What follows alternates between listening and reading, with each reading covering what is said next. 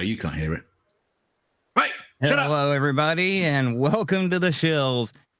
Sorry for the delay. We've had some technical issues and a couple of other problems, but we are here with our friend Operator Starsky. We're going to keep it kind of tight tonight since we've only got him for an hour. With that, I'm actually going to go ahead and hand off to Operator Starsky and let him update us for the week. Hi everyone, it's nice to meet you tonight. The main news of today is Russia is performing a lot of missile strikes all over Ukraine. There were a couple of missile strikes in the area of Mykolaiv, as well as artillery strikes. And basically, they are targeting not only our troops, but also civilian infrastructure, in particular our railway. So there were missile strikes on the west as well. And they are basically targeting our railway stations, and they do all they can in order to prevent the weapons from our allies from moving into Ukraine. Luckily, they fail a lot because we changed the schedule basically, so they cannot understand where they should hit. But yeah, the railway has received some damage, and some trains are delaying, specifically in the area of Lviv. But hopefully it will be fixed anytime soon. And as for Severodonetsk, where my boys are deployed at this moment, Kadyrov claimed that they captured it again. The fact is, Russian troops have moved deeper into the city, and we must understand that almost 90% of Severodonetsk is destroyed by Russian artillery and bombs. But according to my information, and according to information from Sergei Haidai, chief of the military administration, our guys continue fighting, and the fight is ongoing in Severodonetsk. So basically, our guys performed a bunch of successful counterattacks in the city. They managed to capture a bunch of Russian soldiers alive, and some of the streets were recaptured by our guys from Russian soldiers. Unfortunately, Russians did not exhaust their troops. They are not running out of their troops, and they continue trying to capture whole city. So we will see, but I would say that the situation is very, very hard, but it's under control. And there is still a possibility of successful counterattack, I mean, on the operative level in the area of Severodonetsk. So there's possibility to take full control over the city. We will see how the situation will be developing soon. According to my information, my guys keep fighting, and they have a very high spirit. Again, they spent almost a whole year, 2021, coincidentally preparing for the urban combat in the urban area, and they were trained a lot by our colleagues from Canada. So they are experienced in CQB, in urban combat, and yeah, they are demonstrating their skills at this very point on the real war. So that's basically most of the news of today. Yeah, it sounds like it's been a rough week, but you've done a lot of posting and everything. And I saw some of the updates. It's good that they've started rebuilding that school. That's at least nice. I'm gonna actually go ahead and hand off for questions to the panel if anybody has any. Since we've only got an hour, I will not hog time. I know Dave always has. Oh, I certainly can go into that question about the school, because for those who don't realise, Starsky posted a few hours ago, earlier today, a video in which you visited a school. I don't know if you want to elaborate on that. Yeah, so I've been to the school in Hostomel. Actually, it was like 1 week ago. I made this video 1 week ago, but I didn't post it for some reason, because I've had other videos to be made. So our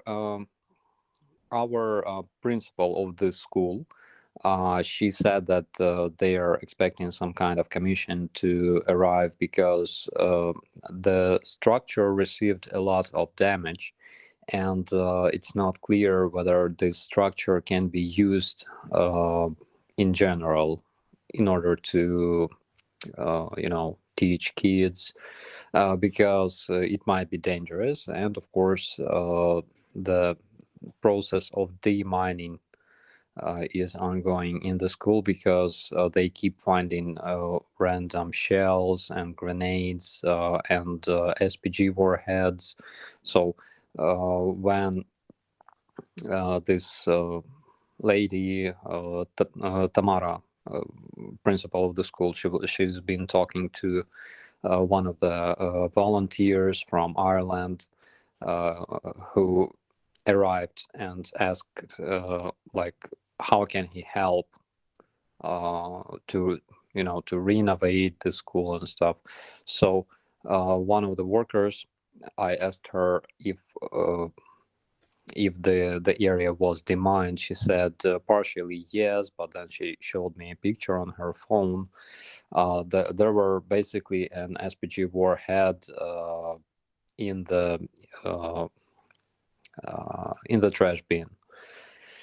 Yeah, which is kind of dangerous. So yeah, the process continues, and we expect this school to open again anytime soon, but it received quite a lot of damage.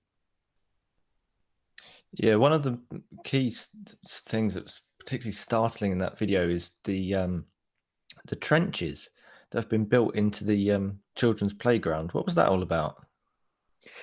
So they used this building as their barracks, and the area around the school is covered in trenches. So basically there's artillery positions created for Russian 120 millimeter mortars. So they had their mortar battery located around the school. There's a field, a football field, where kids played football, and our soldiers often played football with them as well, because this school is our neighbor. Basically, it's located next to our base, and we used their field for our PTs. And yeah, we often played football together with kids. And this field, currently there's a lot of trenches, so there's remains of this artillery position, and another part of their positions is located on the children playground. So that's basically a war crime. So they used parts of this playground in order to equip and reinforce their positions. So basically there's trenches exactly in the children playground, and whenever I have opportunity, whenever there's media, I bring them to this location because I want to show them what Russians did there, because it's basically a war crime. Yeah, definitely. I think people should definitely check out your channel and see that video. It's only a 3-4 minute video, something like that. Doesn't take long to watch. And one of the things that you see in the video is I don't know how to describe it. Is your favorite cafe was it bombed? I mean, it's been ruined. It's just a shell. Yeah, it was a cafeteria, and a lot of our soldiers used to buy coffee in this cafeteria. It was nice, and we miss it because it's no more, unfortunately. And one of the interesting things about this school, by the way, I have it on one of my previous videos, is that Russians took out washing machines, laundry machines from elementary classes, and they were about to take those laundry machines with them. They took out the sink and the tap and things like that. But they were in a hurry leaving Hostomel because there was danger for them to get into operative encirclement, and they were in a hurry, so they didn't take those laundry machines with them. Maybe they did, but they couldn't take all of those laundry machines, and they were just piled outside of the school, which is crazy again, but we know how much Russians love Ukrainian laundry machines. They just keep stealing them for no reason. Oh, it's a bit We've daft. actually we've got a few super chats built up, so I'm going to hand off to Aimee for those really quickly. Sure. Yes, please. That would be great. I have 3 super chats for you. The first one is from Level 70 for Canadian $6.99. Says, could you please give an update on the Kherson counteroffensive? There is conflicting information on how successful it has been so far. Then we have TH for €5 who says, one question. What should the men who were forcibly recruited in Donetsk do? What is their choice? If they don't fight, you will be mauled or killed. And then we have the third one from Estelle Jaguar, says, for £10 says, the long-range weapons the USA are sending, I read they are shorter-range missiles that go with them. Pet foot for us. Slava Ukraini. Thank you so much, everyone. Thank you so much. So regarding Kherson, there was a bunch of successful counterattacks. As of yesterday, we managed to liberate 20 villages, which is quite a lot. And today, it's rather yesterday already, we managed to liberate like 8 kilometers of territory in the northern part of Kherson, which is good, I think. Again, Russians moved a lot of their troops from that area to the Donbass, and in Kherson, why we are so successful in there is because a lot of their mobilized people from occupied Donbass region are sent to Kherson. And basically there's a video that was published, I think today. There was a company of those men that were mobilized and brought to Kherson. And those men are messaging Putin, and they're saying that they've spent a lot of time there in Kherson in very bad conditions, without armor, without proper food and medical treatment and stuff. So yeah, so they are kind of demoralized for already quite a while, and I think basically this is why we are so successful. And of course, there's majority of those enemy soldiers located in Kherson. They come from occupied Donbass region, so they are mobilized.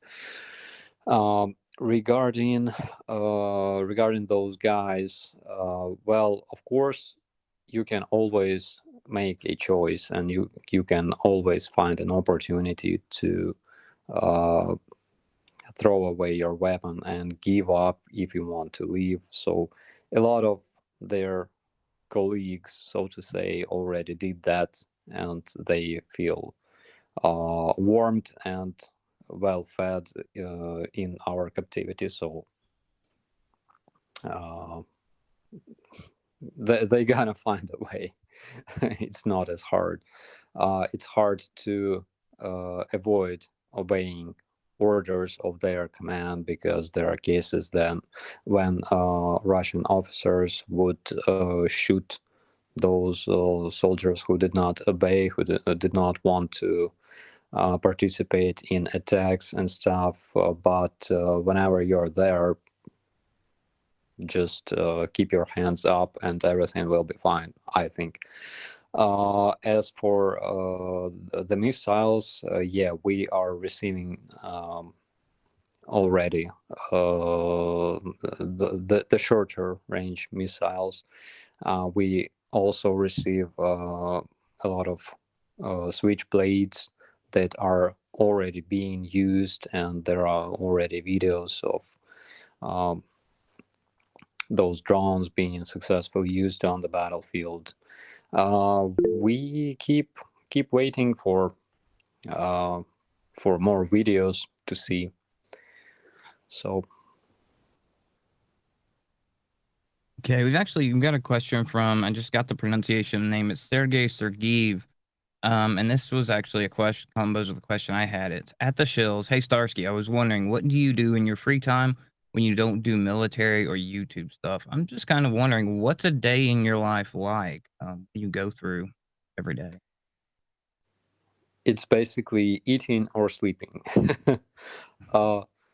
So recently I was motivated by my viewers because I think I posted a link to my another channel where I have two of my tracks, and I think a couple thousand people subscribe to the channel and they comment those songs a lot. So I was motivated. That's why I bought some gear, so to say, and I decided that whenever I have free time, I will probably sleep a bit less than I usually do, and I will finish another track that I made like prior to the invasion, and yeah, I'll probably make a bunch of new songs. Nice. It's good to have things outside of all of this. I think DKG had a question. Are you still there? Yeah, of course I'm still there. I'm running the bloody show. No, I had a sort of a question about the missile launching system that you're getting. Now, the capabilities of that system, it does actually have long range missiles. Do you think there's any slight particular reason why you're only getting the short range variation of it and not the long range ones? Because the long range ones would be very, very useful. Well, obviously, it's because like one of the versions that I've heard is that the international community fears that Ukraine will use those long-range missiles in order to attack deep into Russian territory. It's like one of the versions. So I literally have no idea. On the other hand, of course, I support the idea of destroying strategic targets deep in the Russian territory. What I mean by that is their ammo depots, their fuel storages, and stuff like that. Because as we know, Russians spend a lot of efforts into supplying their troops with everything they have currently, even with like older tanks, older vehicles, and we have to do everything we can in order to ensure that our soldiers are safe. So I totally support that. On the other hand, fortunately or unfortunately, I'm not a general. I don't decide that. There are people who are responsible for our defense on the strategic level. So yeah, that was one of the versions basically.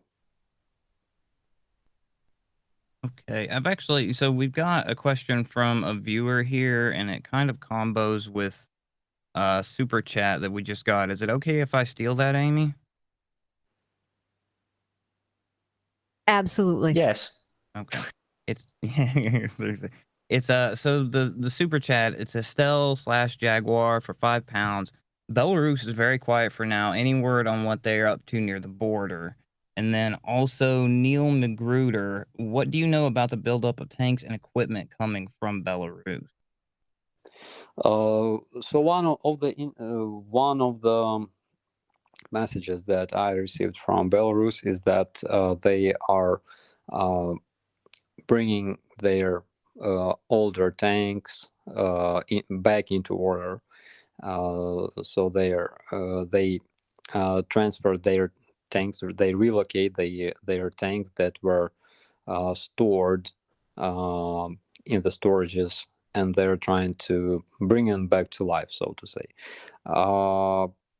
which probably means that they will send those tanks to Russian troops, probably those mobilized separatists that were mobilized on the occupied areas.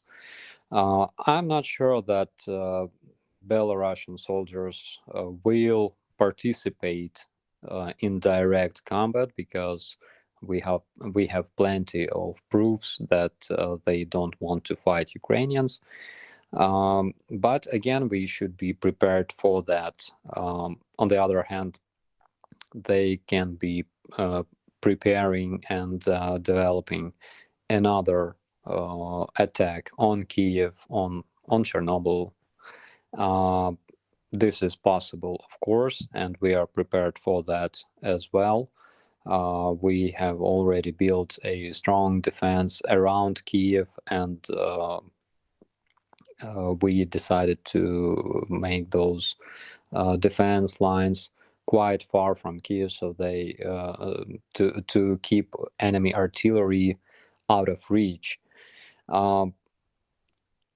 So I think, and actually, we were talking about that previously, because I think that in case of our success on Donbass, in areas around Kherson, probably Kharkiv too, they would definitely attempt to use their battalion tactical groups located on the north of Kiev in Belarus, in order to distract our forces. So they won't be able to capture Kiev. Of course, they need like 10 times more resources and vehicles and people than they have there, but they can still bring a lot of destruction, and they will distract our forces a lot.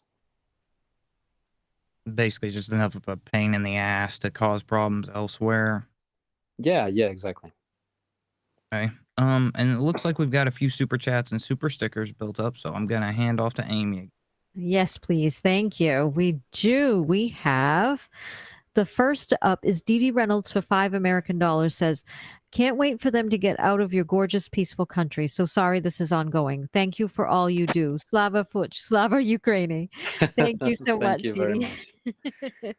And then we have from Level 70 for Canadian $6.99 says, how is the morale of the Ukrainian troops holding up? Then we have JT for $19.99. Doesn't have a message, but if you want one highlighted, just make sure to let us know and we'll get that read out for you. Then we also have one for Paolo Corradini for 20 euros who has a "You are an amazing" sticker, and it's a pair. So thank you so much, everyone. Yeah, so regarding morale of Ukrainian soldiers, it's pretty high again. So we are fighting for our homeland. We cannot have bad morale anyways. And yeah, we all believe in our victory, because if you don't believe in your victory, there's pretty much no sense in continuing, fighting. Yeah, you see, if you watch the videos, you'll see that the units are extremely sharp. They're well put together. And then a few of them, you can see them laughing. I saw one the other day where they were taking out a Russian tank, and you'd have thought it was a joke. They were laughing so hard about it.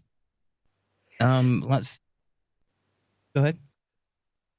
Yeah. So one of our ways of remaining sane on the front lines is, of course, laughing and joking. We are all into dark humor on the front lines a lot, for obvious reasons. But yeah, so infantry, because I come from infantry, and infantry, I think in Italian, it's in Latin, in Latin, infanteria, it means kids. I don't know why, but it means like children. So yeah, so we like to have laughter here and there. I've known a lot of soldiers in my lifetime. That's something a lot of people don't grasp, is when you see enough ugly things, your sense of humor adapts to it. So people get upset by some of the jokes soldiers tell, but it's nothing compared to what they've been through. And that's what people, they complain about us cussing. And I say the only reason you don't cuss is you don't know all the good dirty words yet. Yeah, it's crazy that yeah. I'll go ahead, Starsky. Yeah, so I remember one story. It comes from 2015, I guess, when we had hybrid war, and there was a case where when Russians attacked one of our positions and killed a guy.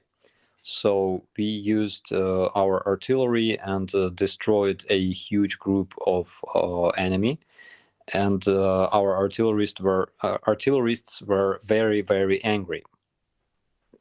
And funniest thing is that they asked Russians asked for opportunity to take their wounded guys, and as soon as we stopped our fire, they opened fire.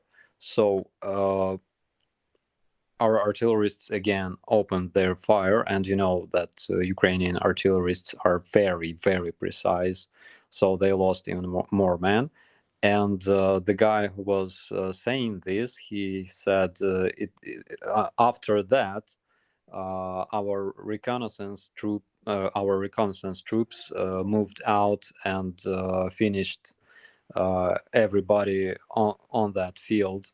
And he says, while I'm saying this, I can see a leg hanging on the tree. It was kind of funny for some reason. Whenever Ukrainian military is in a civilian company saying jokes, it's kind of gruesome sometimes. It's just the environment, I think. We've got a few super chats built up and some new members, so I'm gonna hand off to Aimee and then DKG. Absolutely. Yes, please. I have some super chats. We've got We've got Menok for 10 euros who says, will you bring the exhibition of destroyed orcish vehicles to other cities, for example, Berlin? I think it would be a good idea, even without their permission. Thank you so much. Phil Greeley for $9.99 says, Slava Ukraini, Operator Starsky, I heard Russia has run out of wheel bearings because they are all made in Sweden. Can you confirm? Welcome to Bill DeWitt, new member of the Shill Apprentice, and to Dee Dee Reynolds as well, who is also a member of the Shill Apprentice. Shill Master, thank you so much, everyone. Appreciate it. Thanks. Well, thank you for your questions. I'm not sure about wheel bearings, but it can be true because they lack a lot of vehicle parts and details.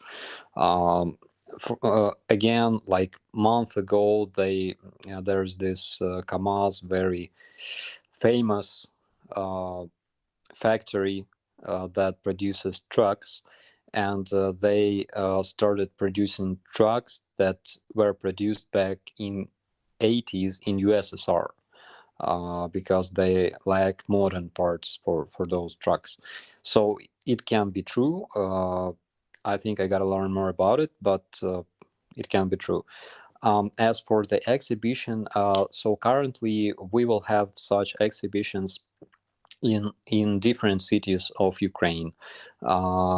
Again, we don't have enough resources because it takes a lot of efforts, to bring those racks, those tanks, and BMDs and everything from the location where they were found to the cities, to the squares. We need fuel, and of course, situation with fuel in Ukraine. But there will be such exhibitions in different cities of Ukraine because it's important to show not only to our citizens but also to our guests to show that Russia is performing military crimes. It's important to show that world's second biggest army, so-called, can be destroyed and should be destroyed. Yeah, and technically there are dead tank exhibitions all over Ukraine right now too. You can walk out into the fields and find them. I'm gonna go ahead and hand over to DKG for his question. Well, as far as displays of tanks, I like the one with the tank turret sticking out of the ground from its barrel. That's just got to stay in Ukraine. Whatever happens, that's got to become a monument. It's fantastic. But anyway, me. I always ask the in-depth, important questions. Because you were talking about like morale and things like that. Now, during World War II, it was quite common practice for the British Army to have concert parties. Actually, troops of soldiers who would actually go out and entertain the troops. Quite famously, Ain't Half Hot Mum series over here. I'm rambling, don't worry about it. And of course, the Americans weaponized Bob Hope and sent him out to entertain the troops. Are you seeing anything like that starting to appear in Ukraine? I mean, I'd love to see Zelensky do some stand-up and send that out as a YouTube video to the troops. I doubt that he will do stand-up. He has a lot of other more important things to do. I can have script writers write his jokes. But so Zelensky, prior to becoming president, he was a stand-up comedian in a company that is called 95th District. Let's call it this way. So 95th District is a specific district in the city of Kryvyi Rih, where he comes from. And this company is now traveling from unit to unit and performing, random stand-up shows and stuff like that. And they visited our guys recently as well. It was very cool because they are very funny. And yeah, there's a lot of Ukrainian artists visiting our guys, like almost every day. Again, because it's important, and there's a lot of very, very famous artists visiting our soldiers. A lot of artists are soldiers. They became soldiers.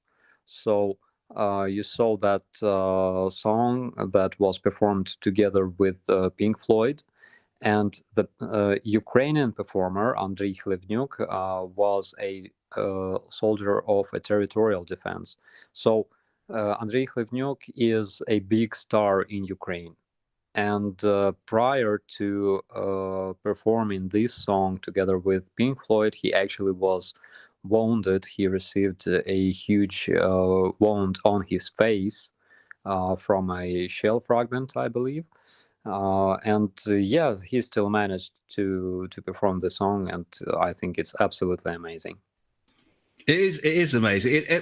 I know it's a kind of a stupid question, but I think it is quite a fascinating side to warfare that goes on, that the people are, will go out and to try to entertain and keep morale going, and without guns, just jokes and songs. Yeah, it's true. It's true. And it's always, great fun for soldiers, so they can make selfies and stuff. You don't often make selfie like in your civilian life, in your peaceful city. I mean, selfie with a star, but you can often do that on the front line somewhere, or in your own unit, which is very nice. We've had another big star visiting our guys. His name is Arsen Mirzayan, and he's like one of the most famous guys in Ukraine. All our girls literally crazy about him. He's What about like the boys? Yeah, there too, I think. So it's 2022. He's like Justin Bieber in the United States, only a bit older and a bit more talented than Justin I was going to say talented Yeah. is the word you're looking for. Right. Sorry, we'll better move on. Yeah, you got some super chats, I think. I've got to scroll up and find them. We got have a two. couple here. Yeah, if you don't mind, we'll just grab them real fast before he has to go. We've got level 70 for Canadian, $6.99 says, I heard Ukraine was auctioning off the famous FU road sign. Where can I place a bid? And then we've got Paul Smalls for $10 American says, has anyone reached out to manufacturers of steel furnaces so Ukraine can have a couple ready to be installed to melt down and recycle all of the scrap metal Russia is providing for the rebuild? Thank you so much, everyone. Yeah, we have a lot of Russian ship FU signs, like all over, like everywhere. So it was like uncensored, in Ukraine, but it's no more. So it's used like everywhere on the television and stuff, which I think is nice. And funny thing was that, when this invasion started, me and our sergeant major, we made a video addressing Russian soldiers who were trying to capture Kiev. And yeah, so we said a lot of words that, usually are not played on the TV. But those journalists who received this video, so they basically downloaded it from my Facebook and they didn't watch it in the first place. So they played that video on like a bunch of Ukrainian channels, and they were like, after playing that video, they were like, "Oh my God, we are so sorry for those words, but you know, it's a live language and stuff," and it was hilarious. Yeah, and as for melting Russian wrecks, yeah, we already do that. So basically, if this tank or BMP or BMD is still intact, at least somehow, so it can move or be repaired, we do that. In case it's burnt down completely and destroyed, so we use our factories to melt them down and use their parts to repair other vehicles and tanks. We have a lot of factories that are producing metal at this point. So a couple of months ago, one of such factories opened in Kryvyi Rih again, the mother city of our president. And yeah, they produce plenty of metal. Okay, we know you got to get out of here soon. We've got one last viewer question. They did a super chat earlier, so we're going to squeeze it in. It is from JT at the Shills. Thanks. My question: it seems that demoralized Russian troops could be turned with the right approach. Many were deceived into participating. Could the RAF be turned? I missed that question. Can you repeat it once again, please? Yeah, it's from JT. The Shills, thanks. My question: it seems that demoralized Russian troops could be turned with the right approach. Many were deceived into participating. Could the RAF be turned? The Russian Air Force, I believe. Yeah, I got it now. It's kind of hard because, you know, unlike civilian group of civilian people, is very different in the army. So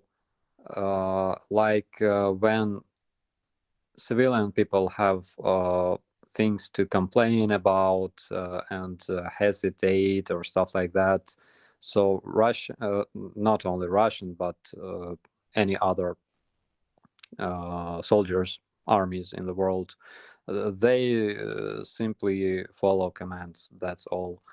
And it's very, very hard to turn them against their commanders, against Putin, because this is army. Basically, the only way to turn them is, you know, to capture those soldiers and convince them to fight against their regime. That's why their civilians are the biggest hope for Russia, actually, if they don't want to fall into an abyss with those sanctions and consequences of this invasion. Okay. I know you got to get out of here very shortly. We do have one last super chat comment. Do you want to handle that, Aimee? I sure can. We do have a super chat here. It is from Jean-Marc Pagan Owl, who says, Starsky, have you seen Inside Russia? 2 vloggers, one in Russia, and you would be cool. So that's, thank you so much, Jean-Marc. Okay, I know you got to get out. So yeah, I think I saw a bunch of videos. There's this guy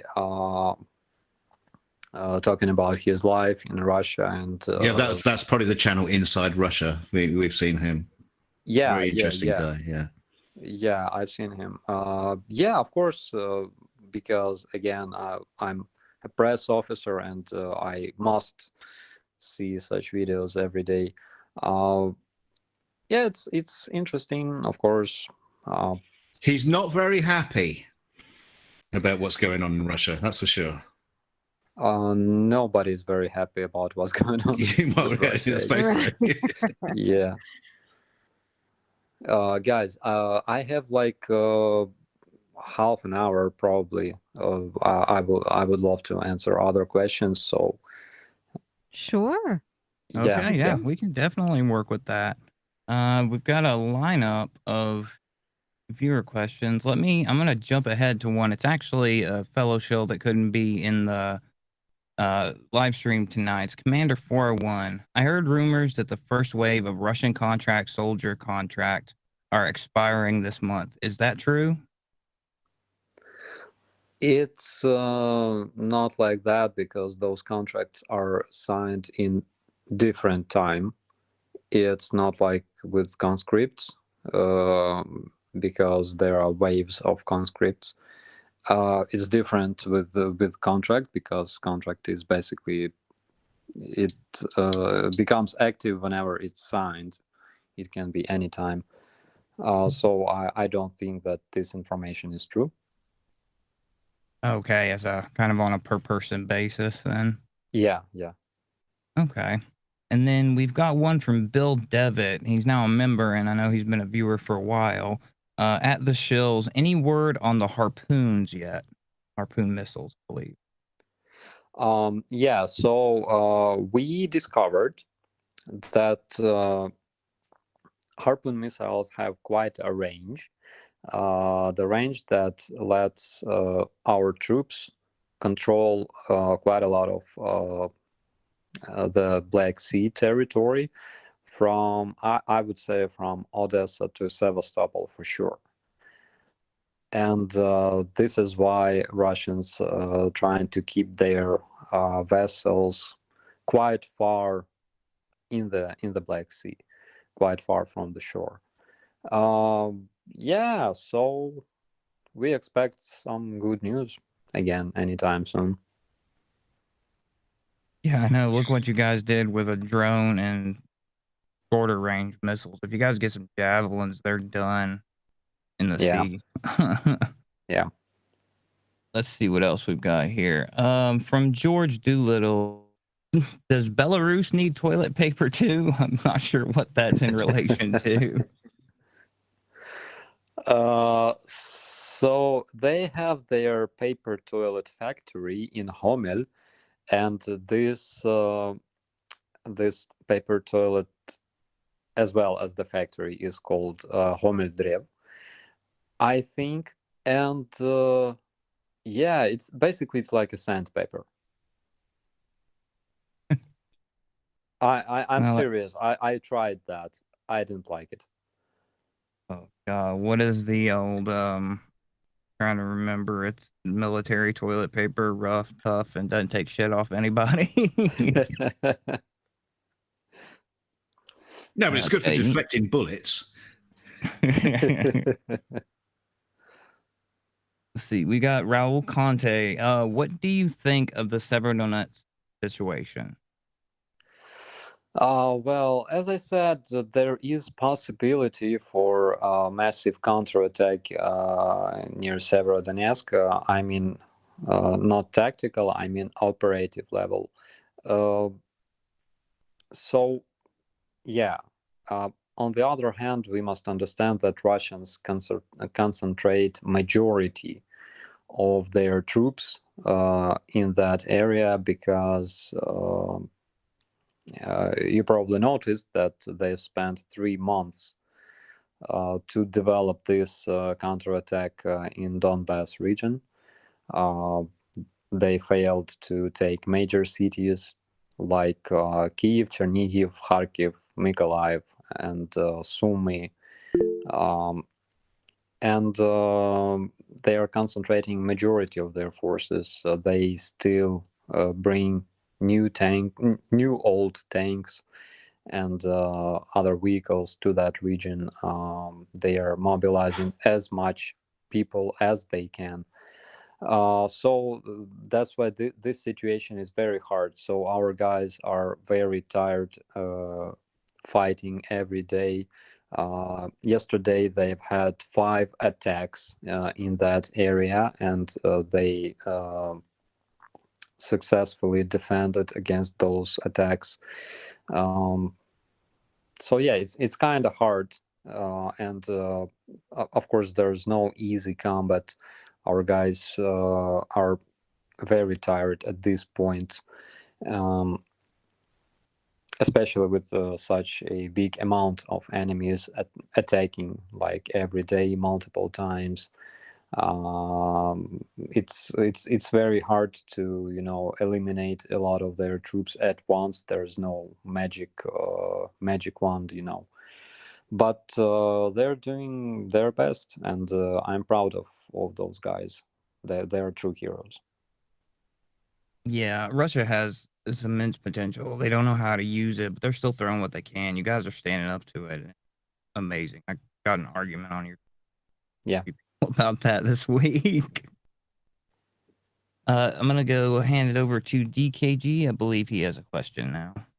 Yeah, because talking about what you're talking about, I mean, the should we say the Western media is very, very pessimistic towards what's happening in Ukraine at the minute. That the Russians have actually started to get themselves organized a little bit better, and the push in the Donbass area is starting to be significant. Slowly but surely, they are moving forward. Is that how you see it over there? Is it troubling you that the Russians actually might got themselves a little bit more organized? Of course, at some point they are becoming more and more experienced, so they learn our tactics, they develop their own tactics.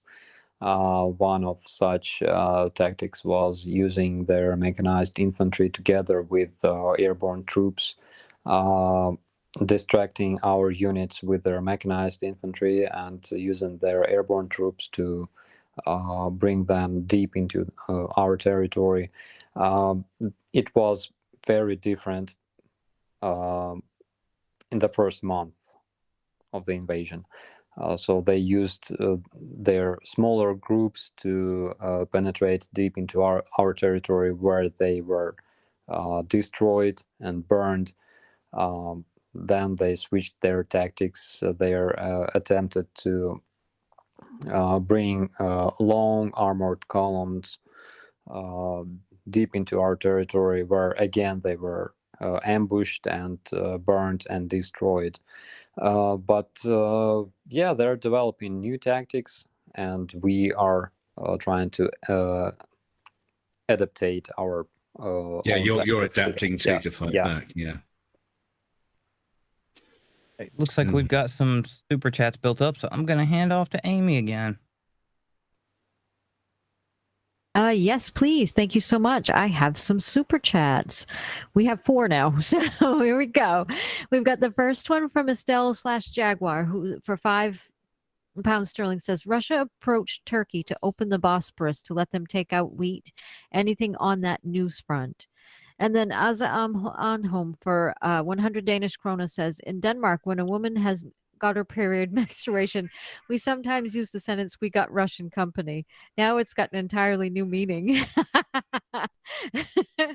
Very good. I find myself out. Wonderful. Thank you so much. That's funny. And then we've got Donny Boy 73 for Canadian $5 says, what are you hearing as to how the sanctions are affecting everyday Russians? And then we've got Jessica Raquel Moreno Chu for 10 Canadian dollars who says, do you have some news about the Belarusian badass mustache? And how about the tank girl? Thank you so much, everyone.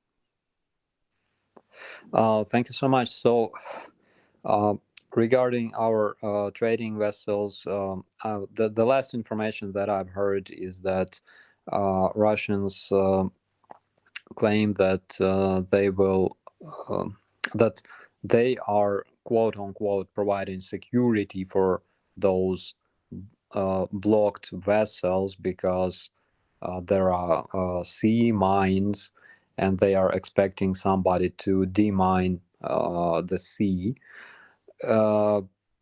which is very funny. And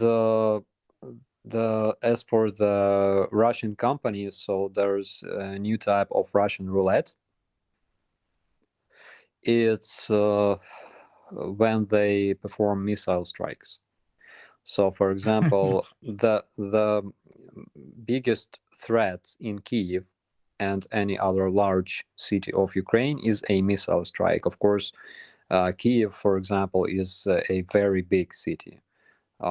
We have like 3-something million people living in Kiev. And yeah, this is a new type of Russian roulette. So basically, whenever you hear the air alarm, on one hand, you understand that there's a small chance that you will die because of this strike. On the other hand, when it strikes, somebody definitely dies. So yeah. And what was the last question? They were asking about the Belarusian badass mustache and about the tank girl. The tank girl is okay. I think I saw her pictures in the social media posted the other day. The mustache man. Well, we all hope that he will be replaced soon because Belarusians aren't happy with that guy. And you mean the Belarusian volunteer, probably the Ivanov, the war stash. I think so. Yeah, so we are expecting news from him because he's a real badass and hero and legend here, and I think he makes videos with his friend, that tattooed guy. I dream of making a blog with this guy because I have like millions of questions for him. He's a badass. Okay. And then let's see. Sorry, I laughed earlier when you said the Russian roulette because I thought you were talking about the fact that the Russians are killing themselves with their own equipment at the time. It's like five in the chamber and one empty. Let's try that one. One dead mortar will ruin your entire day. See, I think Dave has a question. You want to take it? Yeah, sure thing. It's about a bit out of left field. I was going to ask a question that I've been wondering about for a while. Are video games, especially things like virtual reality headsets, being used to train soldiers? Yeah, we use them a lot in training our anti-air soldiers. So we have those VR sets, and basically this missile system. So they are training in using our Soviet-made Igla anti-air missiles, as well as Stingers. Let's be clear. They're using simulators.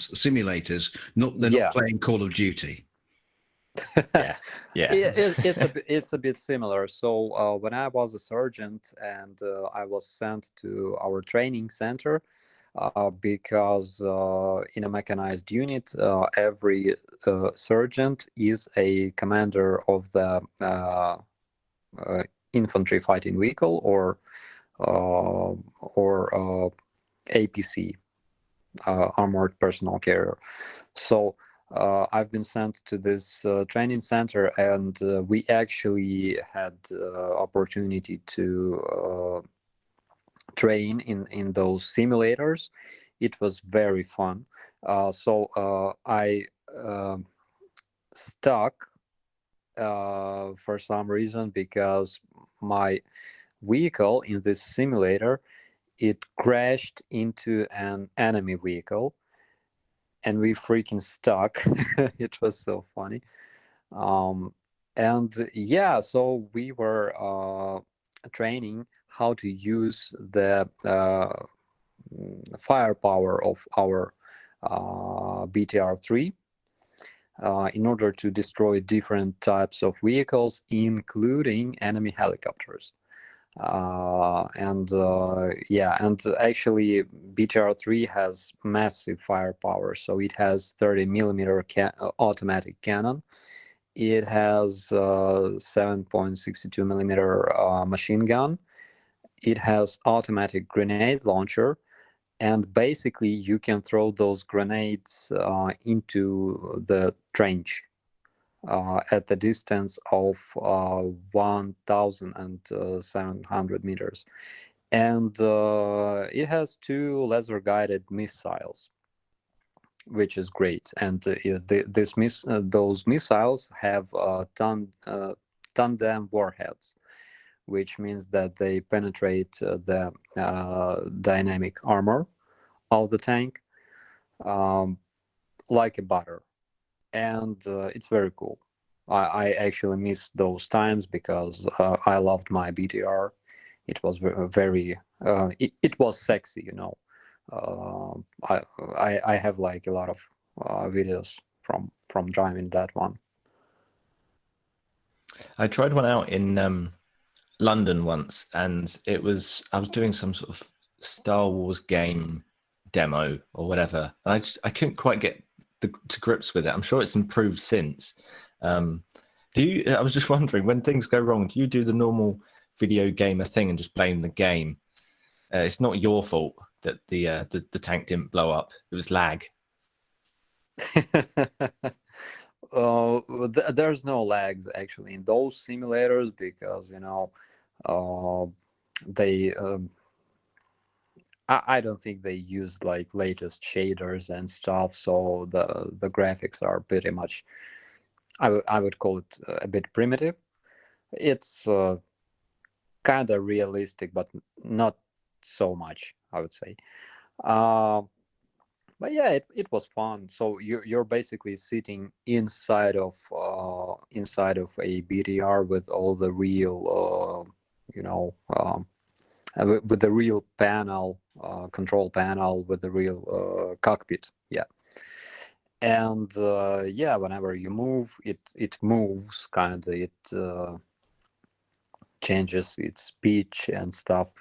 So it was really funny. I really miss those times actually. Should be recruiting kids from the gaming community. Yeah, so just recruiting kids.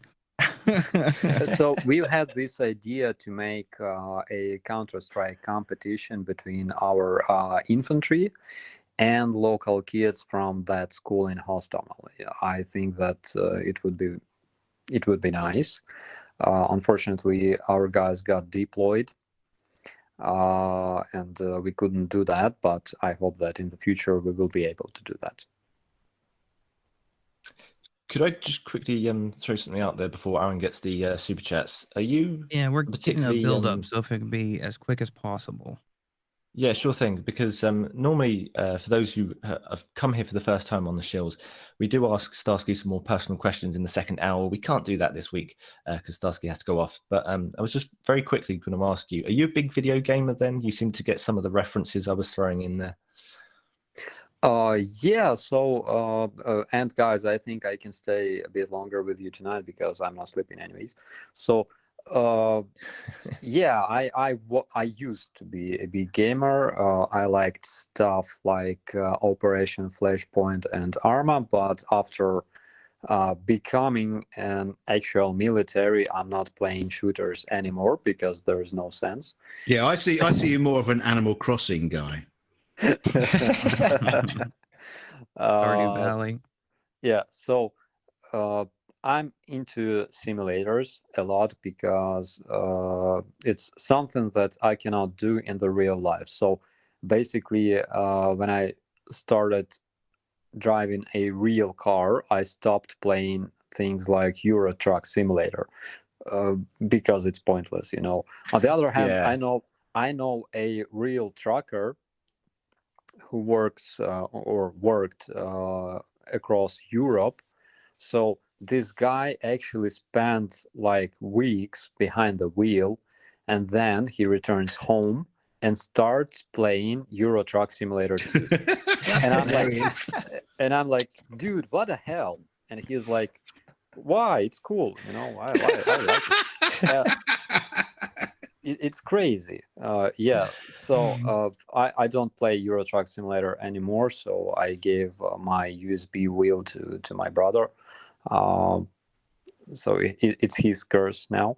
And yeah, I still like things like Microsoft Flight Simulator 2020. It's great. I'm a big fan of it's good. Yeah. And basically, Microsoft Flight Simulator is now used as a virtual tourism for virtual tourism purpose, because basically what you can see behind you when you're flying, it's actually there. So I even saw my own house, and I even saw my window in this game, which is cool. Yeah. And one of the craziest things, you know, when this invasion started and I wasn't able to play Microsoft Flight Simulator, at some point I decided to visit the pages of some developers that developed add-on aircraft for the game. And I was amazed because I visited Parallel 42 that developed the Kit Fox airplane, and there was a post of supporting Ukraine, and I'm like, whoa. And then I visited Milviz, and the developer has his logo in yellow and blue, and I'm like, wow, it's crazy. So yeah, a lot of those developers support Ukraine, and it's fantastic, actually. I'm gonna hand over to Aimee really quick before we drown in the super chat. Yeah. Yes, please. That would be great. Here we go. We have first Nancy for $4.99 has Shiba Inu saying that you are number one. Thank you so much, Nancy. Welcome to Cats, new member. Welcome to Shill Apprentice. Welcome to the family. Thank you so much. And we have a super chat from JT for $9.99. Says, if the Russian population in Ukraine is Ukraine's best chance, could you talk about what efforts are being done to bring Ukraine's case to the Russian people? Is there more that can be done? Then we have Decula03 for $20 American. Says, thank you for having Starsky join in and share his experience. Thank you so much, Decula. And yes, thank you. We love having him on. It's been great. We have a super chat from Debbie Carvalho for Canadian $10. It doesn't have a message, but if you have a question, just let us know and we'll highlight that for you. Thank you so much. Okay, guys, I need your help with this question regarding Russian population. Sure. The question is, let me see, let me get that back up for you. If the Russian population in Ukraine is Ukraine's best chance, could you talk about what efforts are being done to bring Ukraine's case to the Russian people? I think they're wondering if, like, the people who are Russian that are living in Ukraine, if you ask them, could they be the ones to actually make the case to Russia about what's going on in Ukraine? I think that's what they're asking. And they're asking also as well, what more can be done? It's very hard. Of course, we are asking those people to contact their relatives, maybe parents abroad in Russia, and explain the situation as much as they can. So they visit their accounts in social media and explain stuff. But you must understand that Russia currently is a very isolated country in terms of information. So they blocked Western social media like Facebook, Instagram, and stuff like that. And basically, they spent enormous amounts of money on propaganda. Currently, it's internal propaganda because they understood that they are losing the informational war, and basically they've lost a lot of their channels like Russia Today and stuff, they still have a bunch of pro-Russian bloggers, and like it's funny thing, you know, like I'm trying to understand like guys like Lancaster or Graham Phillips, what kind of tool FSB used to, you know, to blackmail them.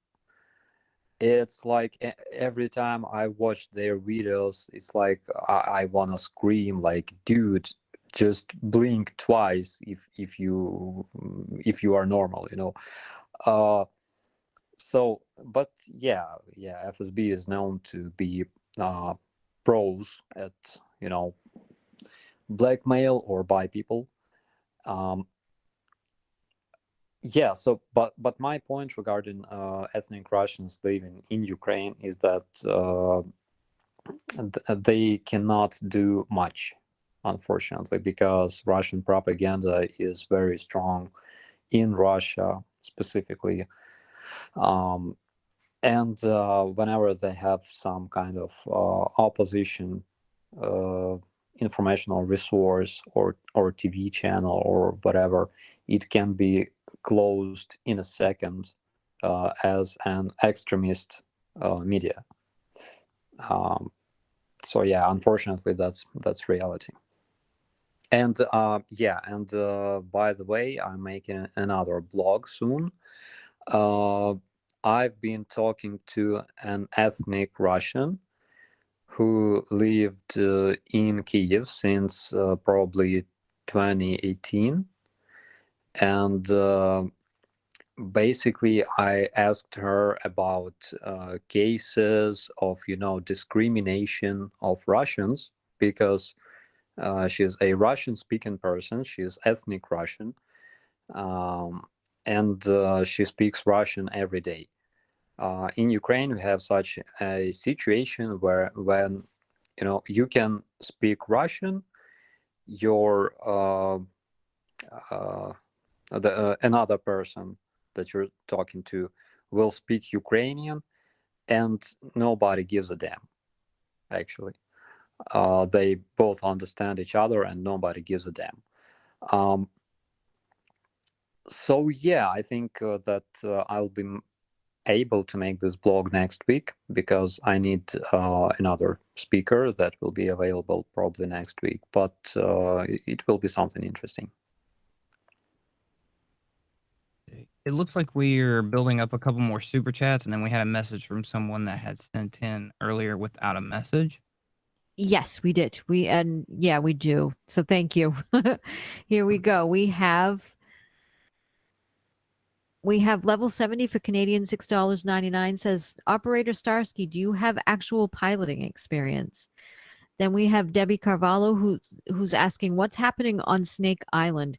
I see they managed to get missiles deployed there.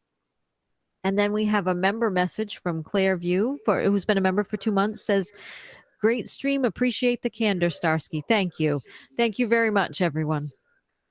Thank you. So on Snake Island, the Russians were able to situate and activate their anti-air missiles. Not very sure what kind of benefit they're trying to get from that. As for piloting experience, on one hand, I would love to try, of course. And on the other hand, I know exactly that as soon as I try piloting a real airplane, I will stop playing Microsoft Flight Simulator, which I don't want. So, yeah, I think that one's a lot cheaper than the other. Yes. Yeah. So, for example, you know, it's cool. I mean, this is the point where, when, you know, the game is better than the real life, because the fuel is very expensive, and of course you cannot. There are cases when you cannot fly, for example, in bad weather and stuff, and if you fall down, you cannot reload your game, of course, because, and that's very important, because the number of my takeoffs unfortunately is bigger than the number of my successful landings. And for example, Yeah, you can't afford that many Learjets to crash.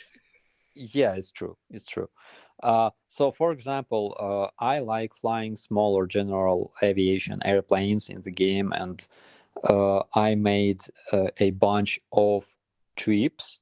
One trip was made eastwards, so I made a trip from Ukraine and over Black Sea to Turkey, then Iran, Pakistan, India, and all the way through Cambodia and Malaysia and Taiwan, all the way to Japan. And I made another trip westwards. So I traveled all the way from Ukraine through Italy, France, and to the UK, and to Iceland, and Greenland, Canada, the United States, and it was amazing. And so I doubt that I would have enough money and guts to do that in real life, and time, of course. But it was really cool, and especially with all those new fancy graphics in Microsoft Flight Simulator, it was great. Oh, my favorite to play with is always the Porter Pilatus, that crazy little bush plane. I'm gonna go ahead and let Aimee keep the room, because the super chats are still pouring in, sir. They are. Thank you so much. So we have one from Jean-Marc Pagan Owl for Canadian $10, says, in World of Tanks, many people, including me, put the Ukraine flag on their tanks. I also use the alternate flag, red and black, red for blood spilled over black earth. Thank you so much, Jean-Marc. And then we've got Dee Reynolds for $2, who's asking, what is Legion? Is it actually Ukraine supported? And then we have Simon Shorthouse for Australian $10, says, speaking about Graham Phillips and Patrick Lancaster, I would like to ask the community to report them on social media as much as possible to try to get them blocked. Thank you so much, everyone.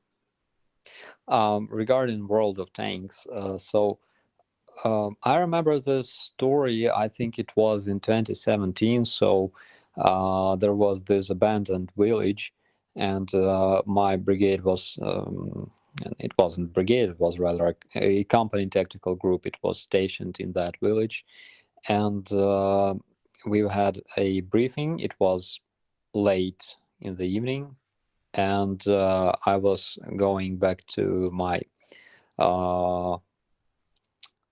shelter, and I passed this bigger trench, this caponnier created for vehicles, and there was my BTR stationed inside of this trench, and I noticed some kind of glowing coming through the like not windshield, but rather like there are two windows on the front. I noticed some kind of blue glow, and I knocked on the armor, and the door opened, and my driver came out, and I asked him, like, are you guys watching a video? He says, no, we're playing World of Tanks. And I'm like, dude, do you realize that you are in a real one? He's like, yeah, but it's so much funnier. So our guys basically used to to play World of Tanks while sitting in an actual vehicle. And another story, it's a similar one. So we had this commander of a recon platoon, and he was returning from a mission, from a combat mission, I've been waiting for those guys in their headquarters, and as soon as he returned, so he was, you know, he was just exiting combat. He was all dirty with the mud on his face, and he smelled like, you know, burnt powder. But as soon as he returned, he opened his laptop and started playing Stalker, like shooting everybody. And I'm like, dude, didn't you have enough? And he's like, yeah, but it's so much funnier. I mean, yeah, sometimes games are funnier than the real life.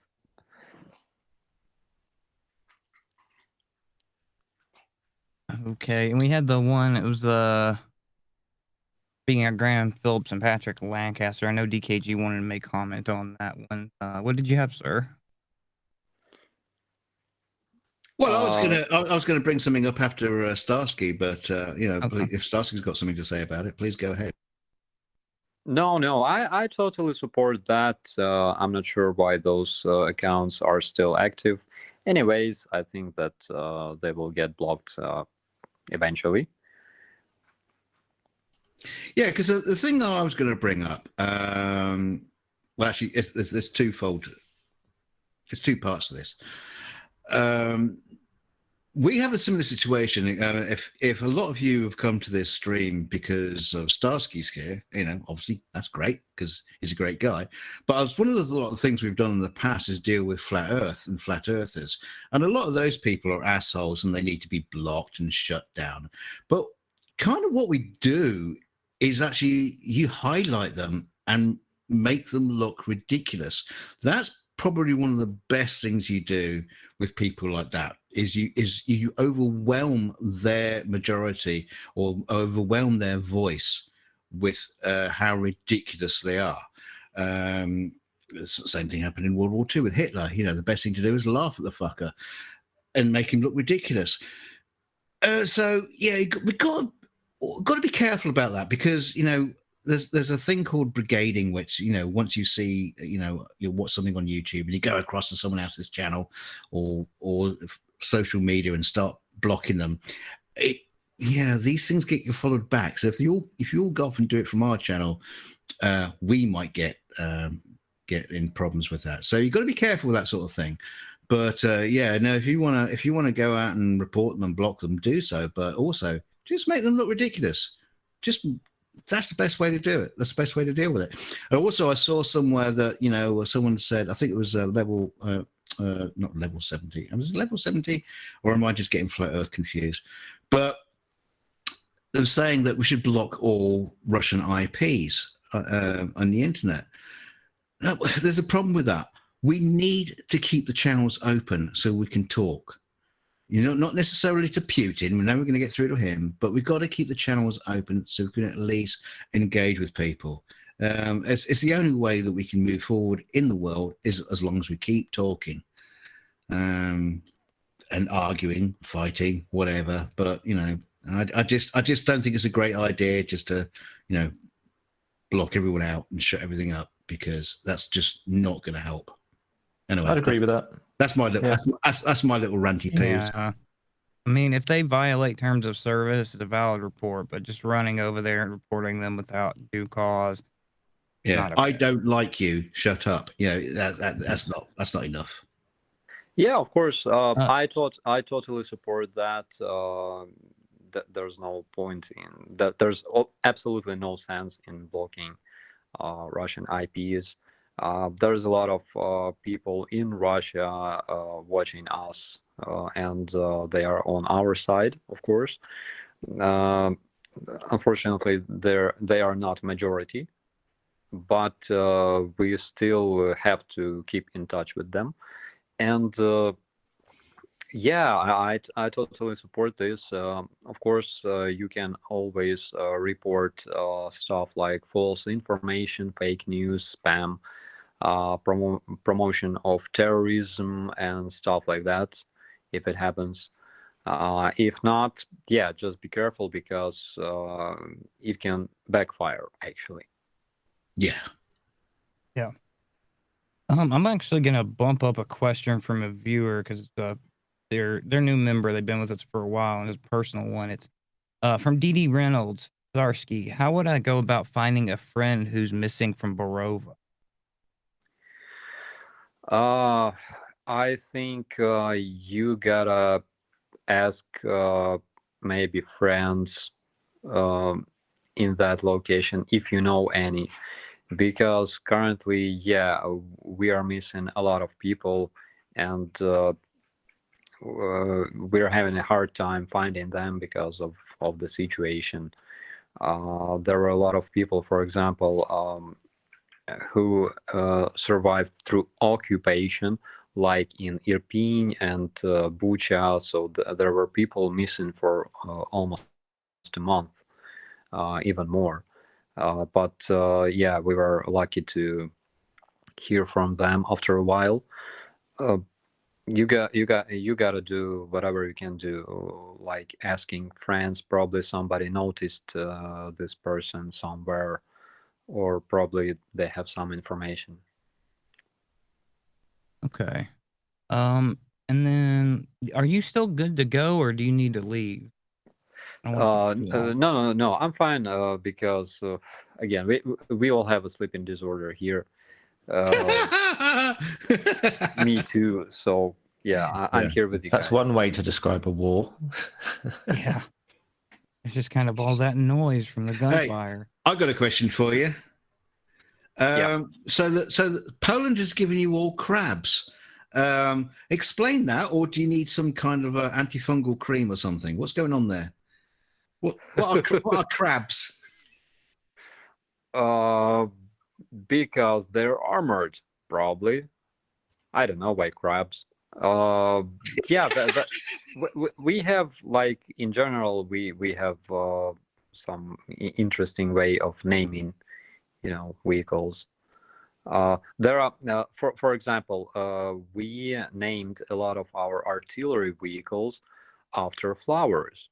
So it's like when Russians thought that Ukrainians would be greeting them with flowers, partially they were right.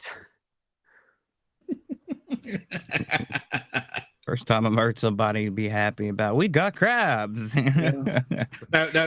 Are these vehicles? Have they got the tracks on sideways or something? Are they wrong? I have no We're idea going why back crabs. to the side. No idea, actually. So we have, like, our biggest howitzer in Ukraine. It's called pions. The pion, which it's basically a flower, and it makes a huge crater, like big crater. It's a crazy cannon. So when it fires, we had our tents literally blown off like 100 meters away.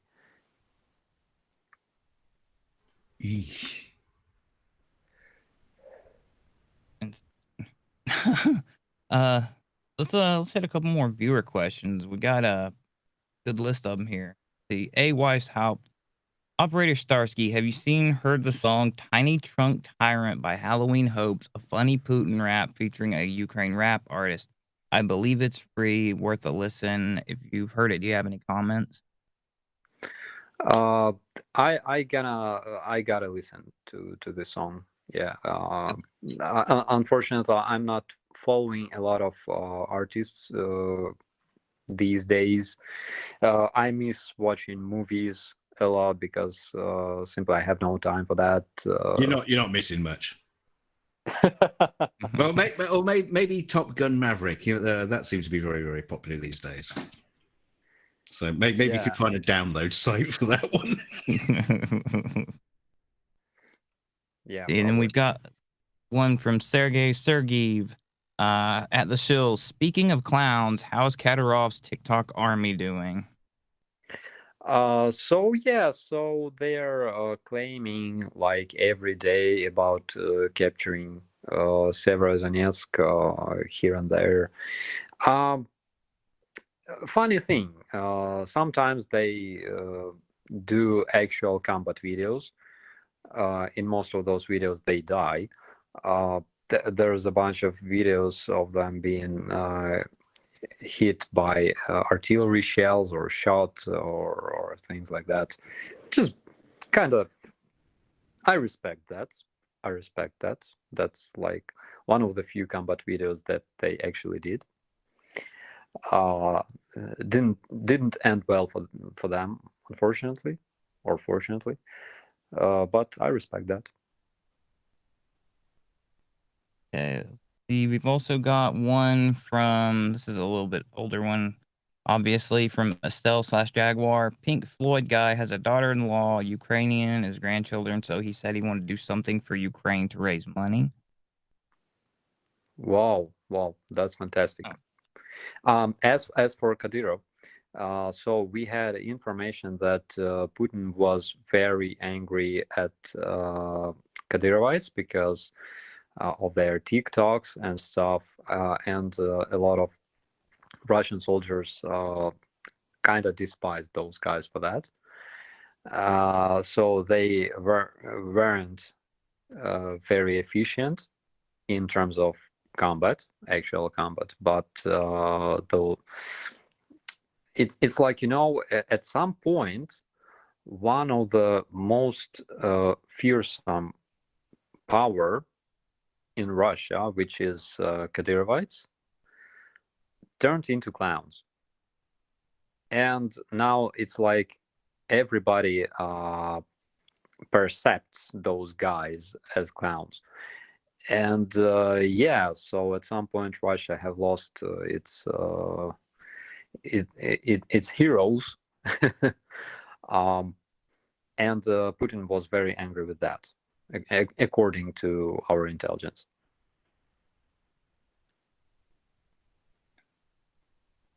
We'll keep reeling down the list.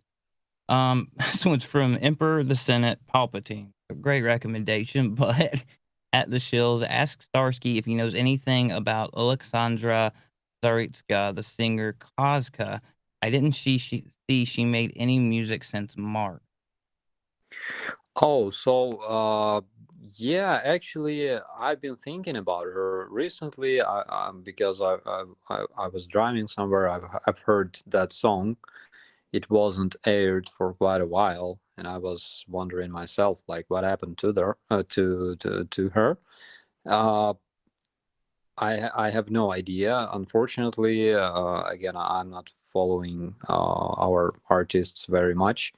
But I hope that everything is okay. But judging from the trends among our artists nowadays, I believe that she's somewhere helping army, probably making those mask tents or something like that, or gathering humanitarian aid.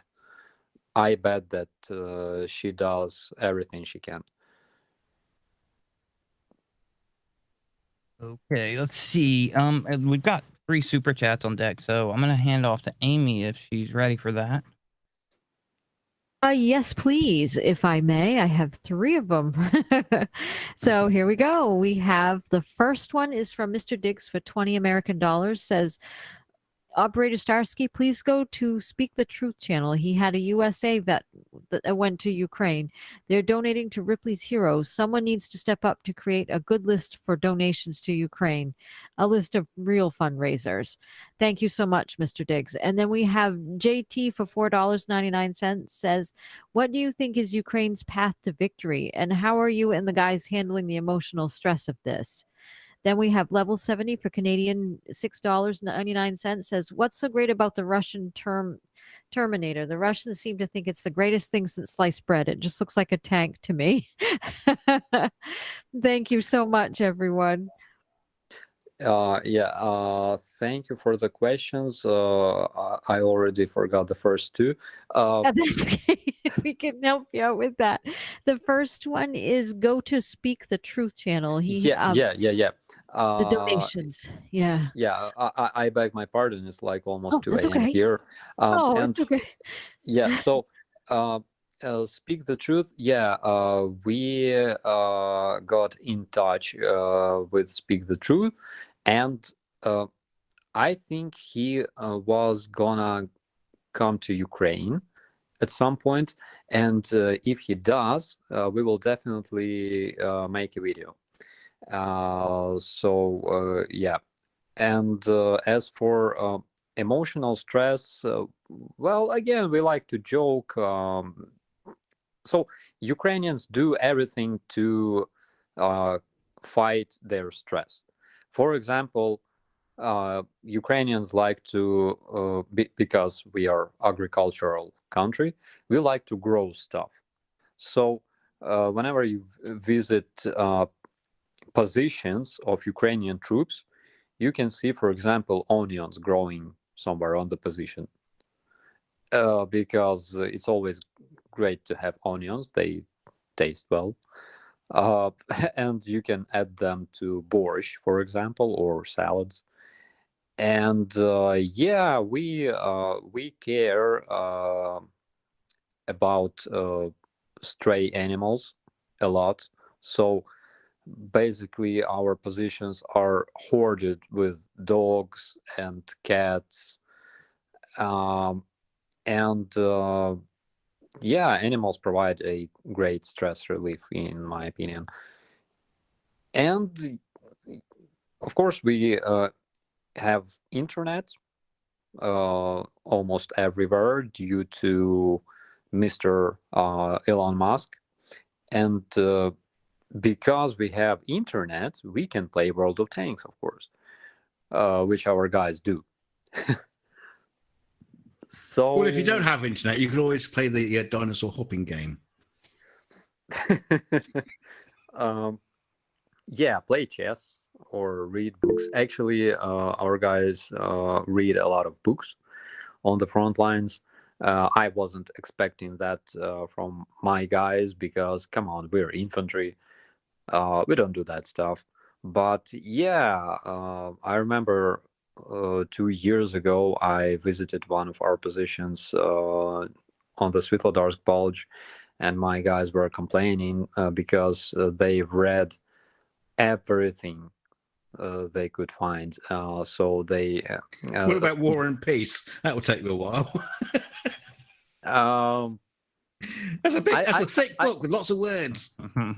Yeah, I don't think I don't think we have that book in Ukrainian here, but yeah. So we had this trend. So after this hybrid war started in 2014, there were a lot of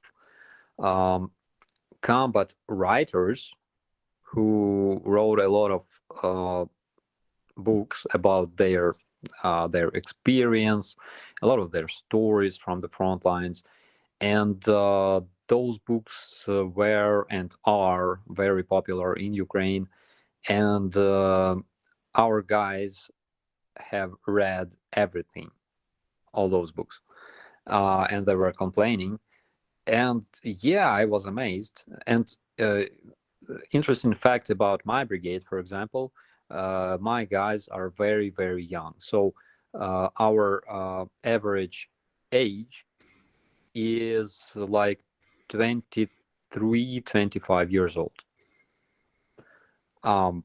Yeah, and those guys are reading books. Can you imagine that? Are they writing poetry? Because in the First World War, every fucking second soldier was a poet. I think they exchange pictures on the Insta. That's the analog of, of writing poetry. Yeah. Have you read Slow Walk in a Sad Rain by Patrick McAfee? I highly doubt that. Okay, I'm gonna see if I can get you a copy of that. I actually know the author, and it's an amazing book about Vietnam. It's sad and hilarious all at the time. Oh, I read We Were Soldiers. I've read I think this book is called Soldier Boys. It's about It's about Malaysia, I think. It was very long ago, and it was in English. Actually, one of the few books that I read in English. One of my favorite books in English was that there was this show, those episodes about gods, American gods. Yeah. Yeah, it was great, and the book is much better than the show, in my opinion. It always is. Yeah. Let's see. Do we have? I think was Mipet. Were you okay? Sorry, I thought we had somebody queued up. We're gonna be coming up here in 15 minutes, a 2-hour mark. Do you want to cut at 7 o'clock, or do you just want to keep going till you pass out? Let's continue, guys. Okay, keep rolling. Let's go ahead and we'll let Dave get in. He's always got questions on hand. Absolutely. You mentioned earlier that you love watching films. Do you have any favorite genres or sagas? What films are you into?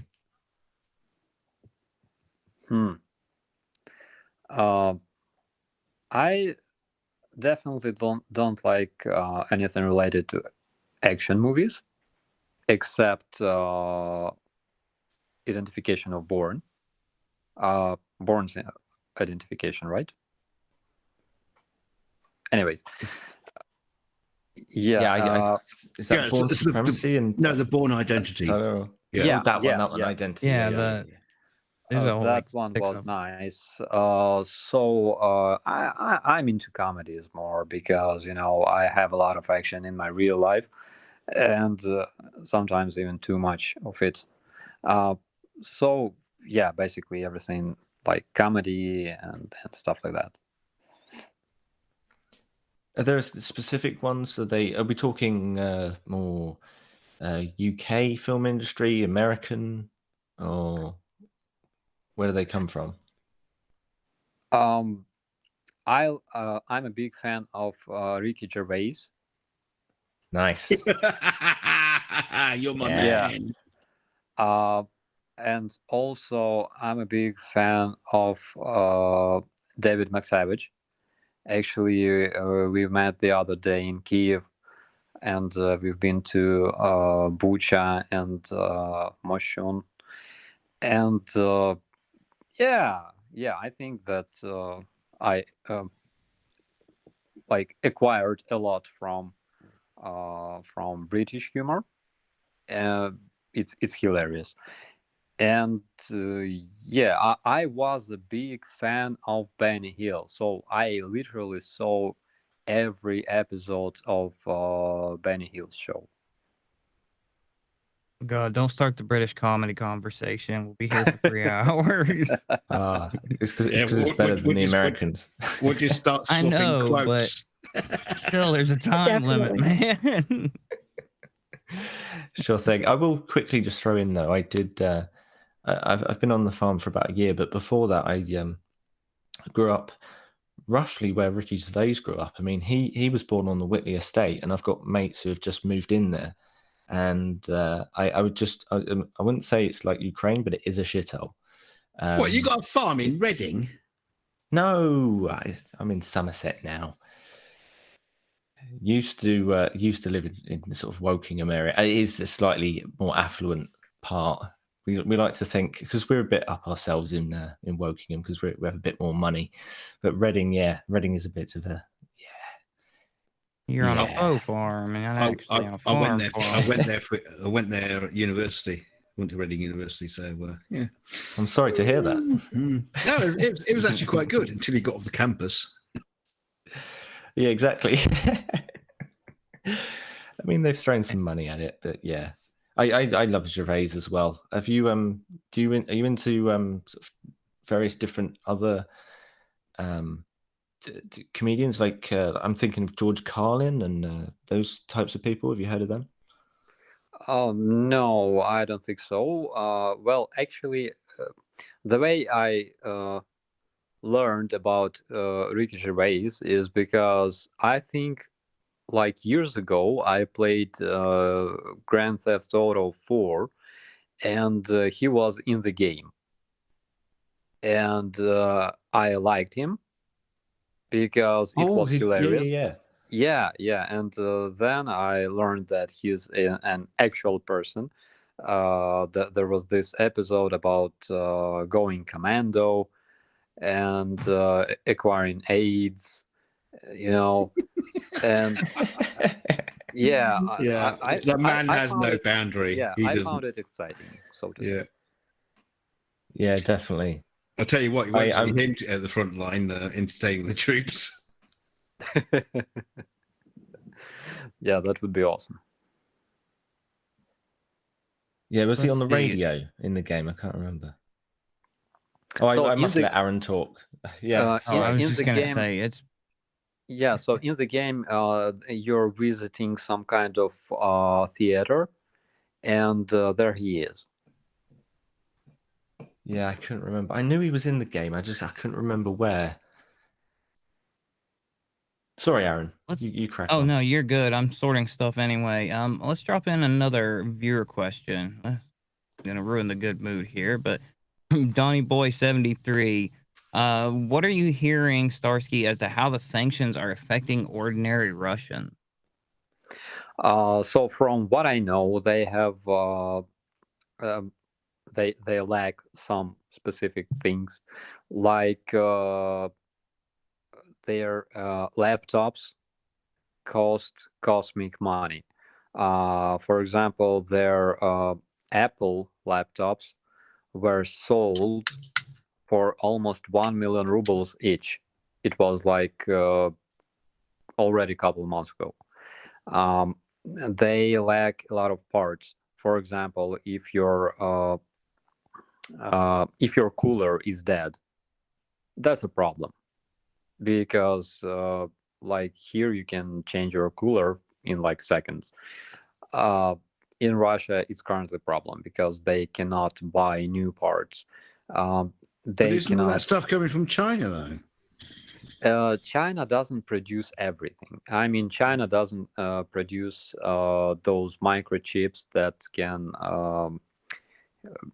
can be equal to those produced in Taiwan, for example. Right, okay, yeah. Yeah. Russians are developing their own phones, like smartphones, but they already warned their users that they won't be of a comparable quality, meaning there will be nothing like iPhone or something like that. Well, it's two paper cups with a bit of string on them, isn't it?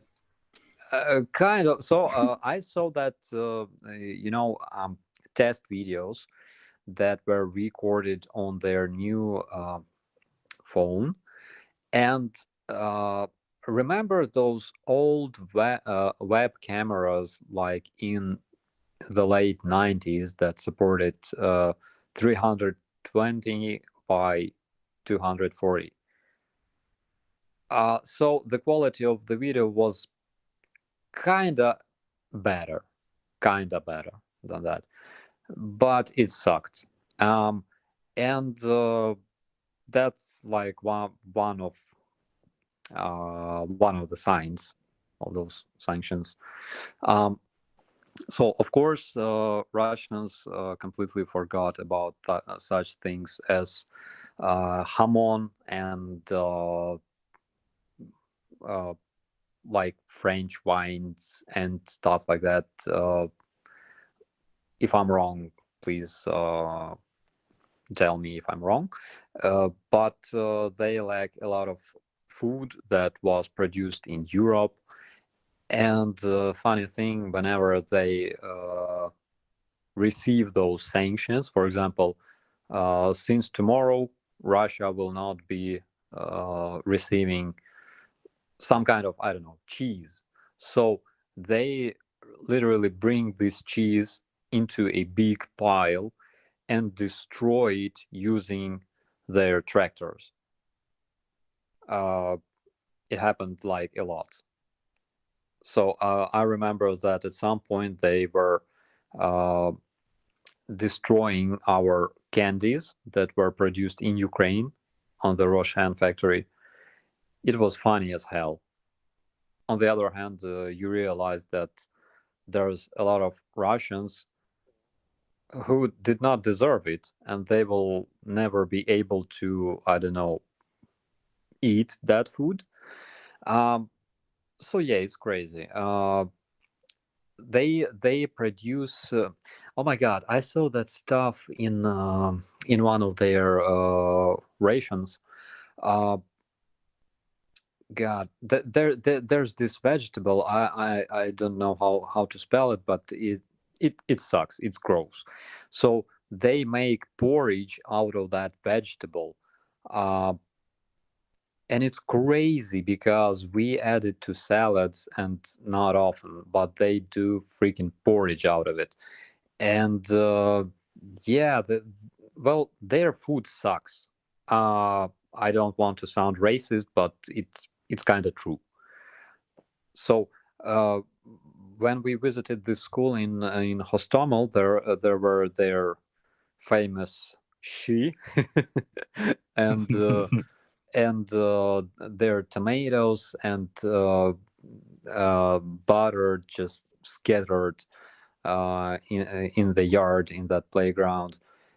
They didn't even touch it, but instead they robbed the grocery store located nearby, and they ate everything that was stored in that grocery store, because our food is much better, of much better quality. So you can basically understand why they don't like their own rations, because they suck. Yeah, I've seen the stuff you've shown, and it looks like stuff off of a hotel buffet, honestly. And generally, you either see an army moving with prepared meals, they're made by you that's cooking it and distributing it, or they're nicely sealed individual meals, or like you said, you guys get the group meals on some of them where they're all packaged together. With special forces in the U.S., if they've got to drop in, a lot of units will break down the MREs and repack them like that to shrink them down. But when they're just getting in, groceries dropped, it's ridiculous. It tells you exactly how much effort was put into the. Yeah, so there were like boxes and packs of shit and those vegetables and tomatoes, and they weren't even open. They didn't even touch them, and those were brought by their Russian volunteers, but they didn't even touch them because it's dangerous. Yeah, I wouldn't either. I'd eat another Russian before I eat the rations. Yeah, and relating other fields, let's mention that Kamaz factory again. So they're producing very old-fashioned trucks currently, because they cannot produce better ones. They lack parts. Again, one of the best results of those sanctions is that they are not able to produce new weapons. I mean, their so-called high precision missiles, because, for example, in order to this missile to work, you need a GPS module, and a lot of those modules were purchased abroad, and they cannot buy those, and I don't think they have like a lot of them in storages, so they cannot produce those. They cannot equip their tanks with thermal imaging and night vision devices, because again, those devices were purchased in France, and now they cannot buy those devices in France, of course, and stuff like that. So in terms of their military power, they cannot, let's say,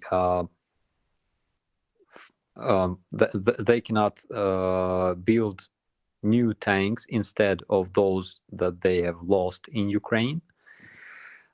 Of course, they can build new tanks, but they will be very old, and they will lack a lot of things that modern tanks have. So that's one of, I would say, most important results of those sanctions. As for their civilians, well, you gotta watch that Inside Russia channel. There's a lot of things explained. We all remember those sugar fights. Do you remember sugar fights? Yeah, we talked about that on one of your first episodes with us. Yeah, it was crazy. Those grandmas were literally killing each other, and grandmas in Russia are dangerous people. I would say they are tough. I would say that every grandma is tough in the post-Soviet country. Yeah, they're going to be mobilizing those Russian grandmas soon, so watch out. They'll be on against you. Babushka units. Babushka units are very dangerous for their government, actually, because they are uncontrollable, and they are dangerous to encounter, I would say. I've seen how a Russian market works. You got to fight for everything. You fight for the food, you fight for the price. So it's no wonder they're tyrannical about it. But I guarantee the oligarchs are still getting hamon and wine, and that's the problem. Is all the money got buried in private accounts that is spent on the military, and now they're paying for it. Just desserts. Yeah. We had another half of a question from a super chat from JT earlier, and it was missed, and I think it was this. What do you think is Ukraine's path to victory? Oh, I would have an answer to this question if I was a general or a politician, at least. I've no idea. All I can say is that we should continue fighting until we are victorious, because what Russians expect from Ukraine is that at some point we will get tired and exhausted, and we will say we have enough. That won't happen. So we gotta continue fighting, because our future depends on that, and I think that every Ukrainian realizes that. Yeah, it's like Sandy said in the chat, stamina.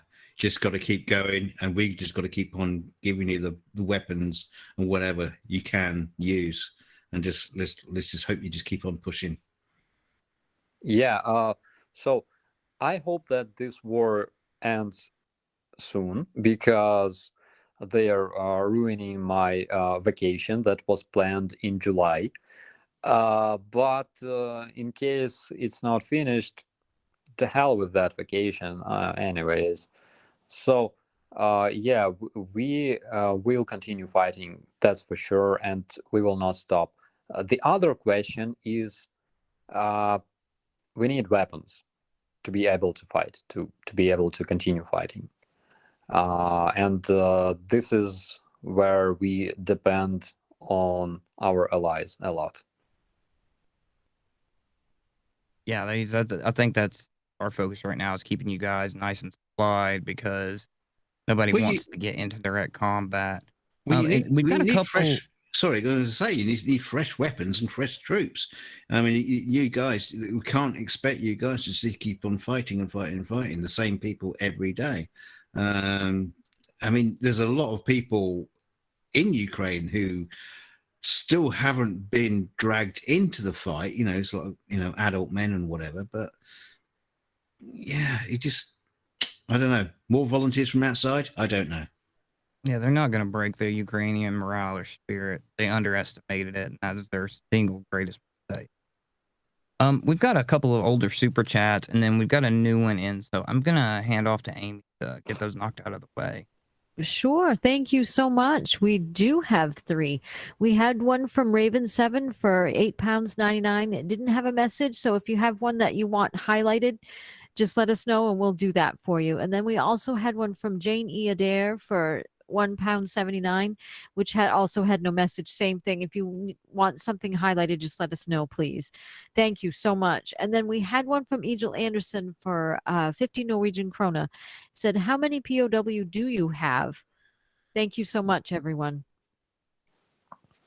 I know that we have a lot, and we have lost a lot that became POWs. Right. I cannot tell you precise numbers, unfortunately. All I know is that during the first month, probably we have captured like 500 POWs. Majority of those were Russian conscripts.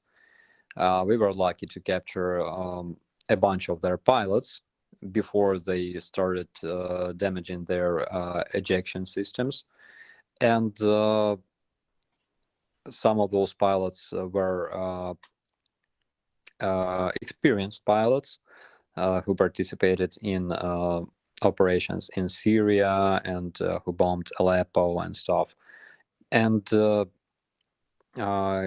we have captured a bunch of their officers as well. So one of them is, I think he is a deputy commander of a Russian company. And at this point, he is facing a trial for the war crimes. I wanted to tell more about this guy because I think he committed military crimes in Bucha,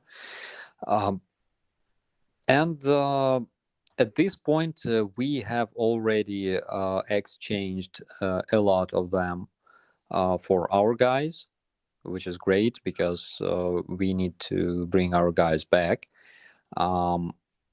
But the thing with Russians is that they have captured a lot of Ukrainian civilians, like more than 6,000 people, because this number was actual probably like 2 months ago.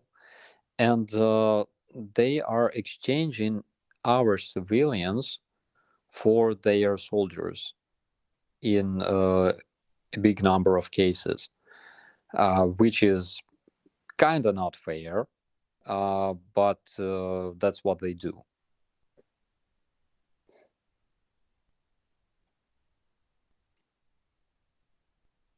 And then we've got a couple more super chats, it looks like. Are you still there, Aimee? Yes, I am, please. Thank you. I do. I have one from level 70 for Canadian $6.99. Says, is it true the Ukrainian army now has 700,000 soldiers?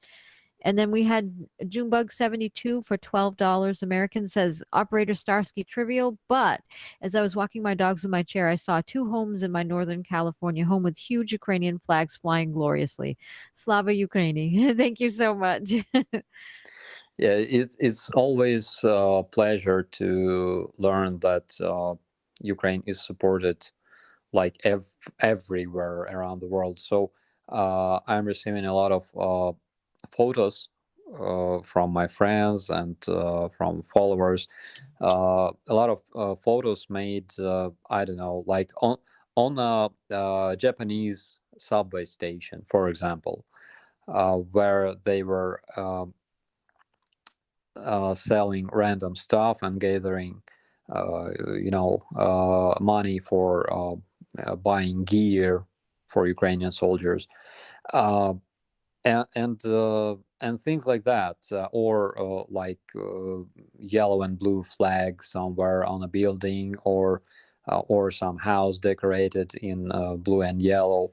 It's yeah, psychologically it's a big help actually, because we need to, I would say our people need to feel this support, even like moral support, As for 700,000 troops, I think that we will never, me included, we will never know the real number of troops, of course.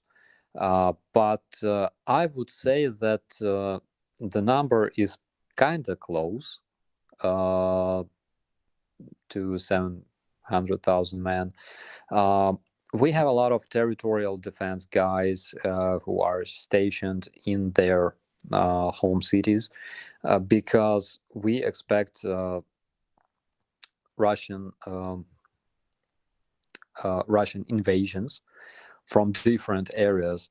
For example, there's a threat coming from Transnistria. There's threat coming from north, from Chernobyl, Mosul, Homel, that direction. There's threat coming from north of Volhynia region, and we gotta be sure that we are prepared to meet the enemy in case they want to develop those attacks from those directions.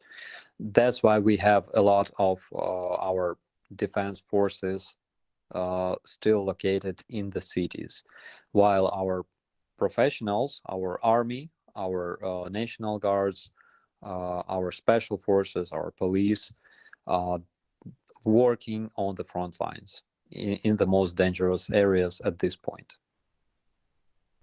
I think there's a lot of people don't grasp what the situation there, because you've got, so over here, when you hear the word militia, it's a bunch of whack jobs out in the woods expecting the end of the world, packing away weapons. Over there, it's the classic definition of militia. It's the guys next door that are doing their job day to day, but, you know, somebody like, you know, Russian assholes try to invade and they're going to arm and they're not going to let them do it. So you've got the standard army that is a kind of smallish in comparison to this giant population of people that are just not going to lay down and let the Russians roll in.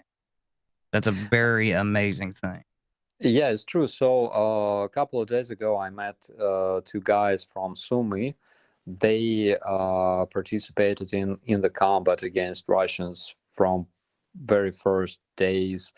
And yeah, basically they told me that this militia, this territorial defense, which wasn't even called that this way then. So at the beginning, they've had some kind of, you know, hunting rifles and stuff. And there was like a bunch of young men who were able to capture some of Russian vehicles. And using those vehicles, they were able to capture some more vehicles. At some point, they captured a tank and sent it to the armed forces and stuff like that. So, and I was listening to that and I thought, oh my God, those guys are heroes, because you can literally make movies after them. Because, and they were saying that, you know, the situation seemed so hopeless at first, because this horde was coming to Ukraine from all the directions.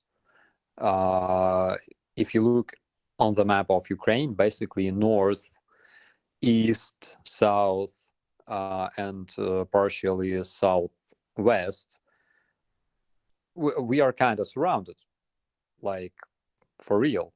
And yeah, he said that at some point when they started counterattacking Russian troops and they managed to capture their vehicles, they realized that, guys, it works. You got to do something. Of course, if you just give up, you will not change the situation. And so they fought and they captured a lot of those vehicles. Some of those guys died, you know, because they were inspired by other guys and they decided to capture Russian tank. And when they approached this tank on a car, this tank destroyed the car using its cannon, and all of those guys died, unfortunately. But yeah, the defense, the territorial, like local defense, those militia guys, they were very, very effective, and partially because they were so dedicated and so heroic. Yeah, hope's a funny thing. It's there's no formula, no guaranteed way to make it, but it can rise up in the darkest situations from just one or a few people that are willing to stand up and start doing something, and it just snowballs, and everybody goes with them. I think that's really been the key to holding off the Russians, is that the entire country is singularly united against what the Russians are trying to do. Yeah, because when Russians attack, you are scared like crazy, and then you realize that it was just a propaganda. I mean, yeah, they have a lot of artillery. So currently, the disposition of our artillery towards Russian artillery is 1-5. On some specific spans of the front lines, it's 1-15. It's like one Ukrainian howitzer versus 15 Russian howitzers. That's why we need a lot of artillery. But yeah, once you start fighting back, you realize that there's no sense in being scared, because it was just a propaganda. It was like, due to all those shows on the Russian TVs claiming that you cannot destroy their flying tanks, those Ka-52s and stuff like that, glorifying Russian Spetsnaz. Oh my God. And then you realize that you was literally fooled by this. Yeah, so you basically gotta stand up and fight, and you will see that a lot of things changed in your mind. Ukraine's definitely proved to the world what you can do with very little. I'm gonna hand off to Aimee for a few super chats, and then DKG has a question for you.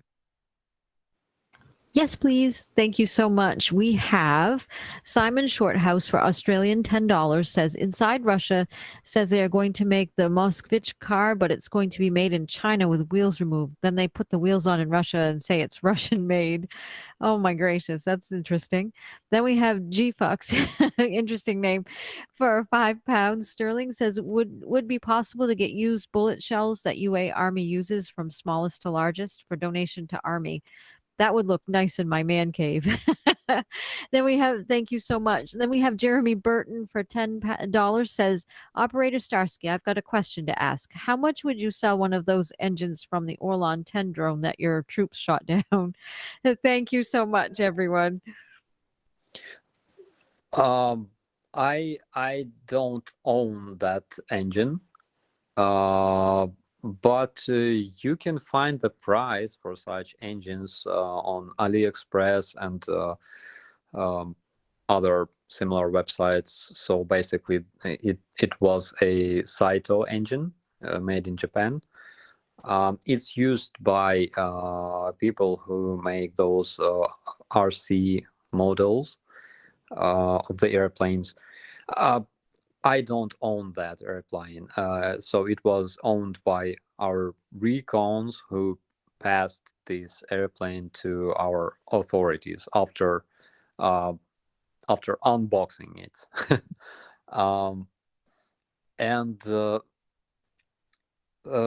What was the previous question? Let's see. It was if he wanted to. Would it be possible to get used bullet shells that the Ukrainian army uses from smallest to largest for a donation to the army that would look nice in my man cave? I'm not sure.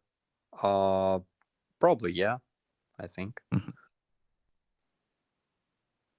Okay, and then I'm gonna go ahead and hand over to DKG.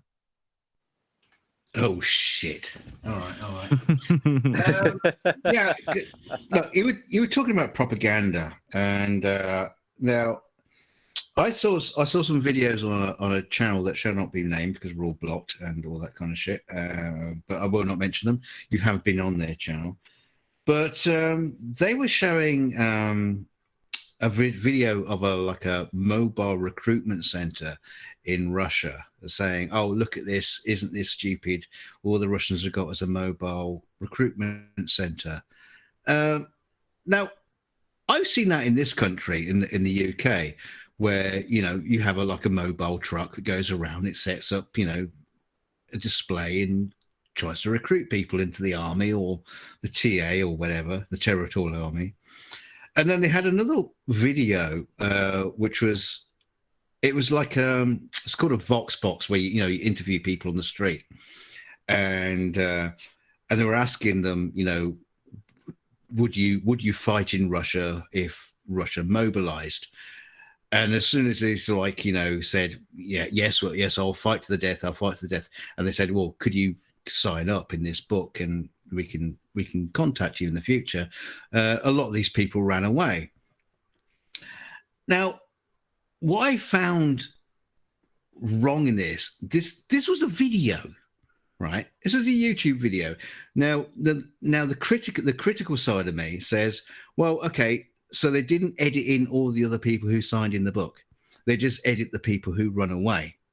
And also, what I found tricky about this whole thing was they were mocking Russians on a propaganda stance against Russia, and I don't feel that they were actually providing the actual truth.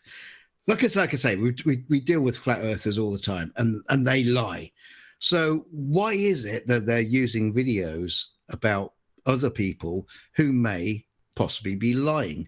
Now, I understand it from your point of view because you want the propaganda all for Ukraine, but I feel that when you see things like that with a critical eye, it kind of weakens the propaganda, because you're starting to see bullshit that against Russians. That, am I making any fucking sense? Aaron, help me out. Yes, you do.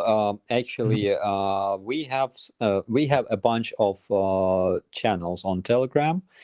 For example, there are some fake news, okay, about things that happen in Russia. So I remember that probably a couple of months ago, I posted a photo allegedly made in Bucha with this graffiti on the wall saying, "Who allowed you to live well?" And it was allegedly made by a Russian soldier. There were claims that this picture wasn't made in Bucha. Actually, it was made 6 years ago.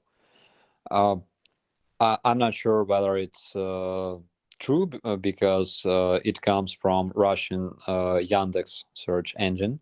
I don't trust pretty much Russian search engines. Results in Google show that this picture was made recently. Results in Yandex show that this picture was made 6 years ago.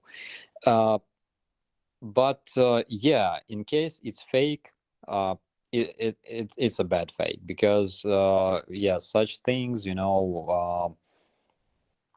fake news, some kind of stupid articles about things that happen in Russia, they don't help. Yeah, that's exactly my point. Is it really does concern me that this pro-Ukrainian, anti-Russian propaganda, which is, like I say, put a critical eye to it, is just bollocks. It does not help you. It does not help your case. Yeah, exactly.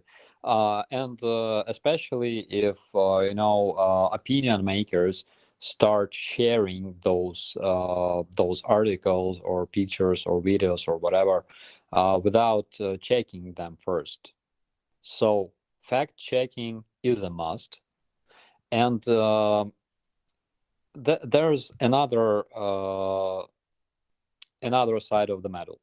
So a lot of people think that, for example, when it comes to showing the results of the atrocities committed by Russian soldiers, it's like the opposite side of what you were saying.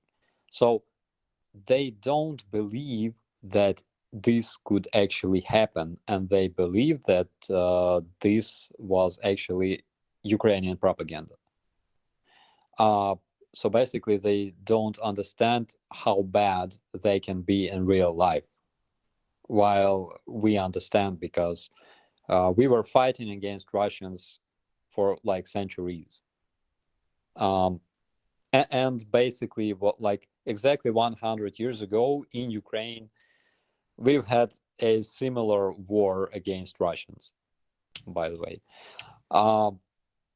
So yeah, there are two points of view on this. On first, like on one hand, yeah, stupid propaganda, fake news, and shit like that, they don't help.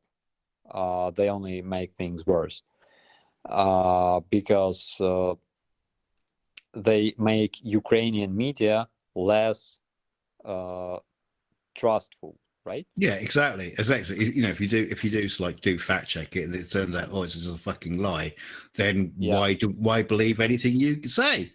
So that's totally not what we want. We want you to speak and say, with absolute honesty, that everything that's coming out of your mouth is absolutely true. But these people are, exactly. They're weakening your position. Yeah, and not just yours, everybody's. Yeah, I know what you're talking about, and I agree 100%. On the other hand, a lot of people don't know how bad they can be. So that's another point. Yes, absolutely. Well, it's manufactured it's not there to convince anybody. It's like a lot of the stuff that's out there now, and it's made to work up the people who are already into it and are like, yes, I'm right. Yes, I'm right. Well, yeah, you're pro-Ukraine. Yes, you're right. But, I mean, the effort needs to be put somewhere better, somewhere a little more intelligent and a little more effective. It's basically just mental, put it bluntly. Sorry, Aaron, you broke up a little bit there. Oh, sorry. As I was just saying that it's just the working up the people who are already pro-Ukraine.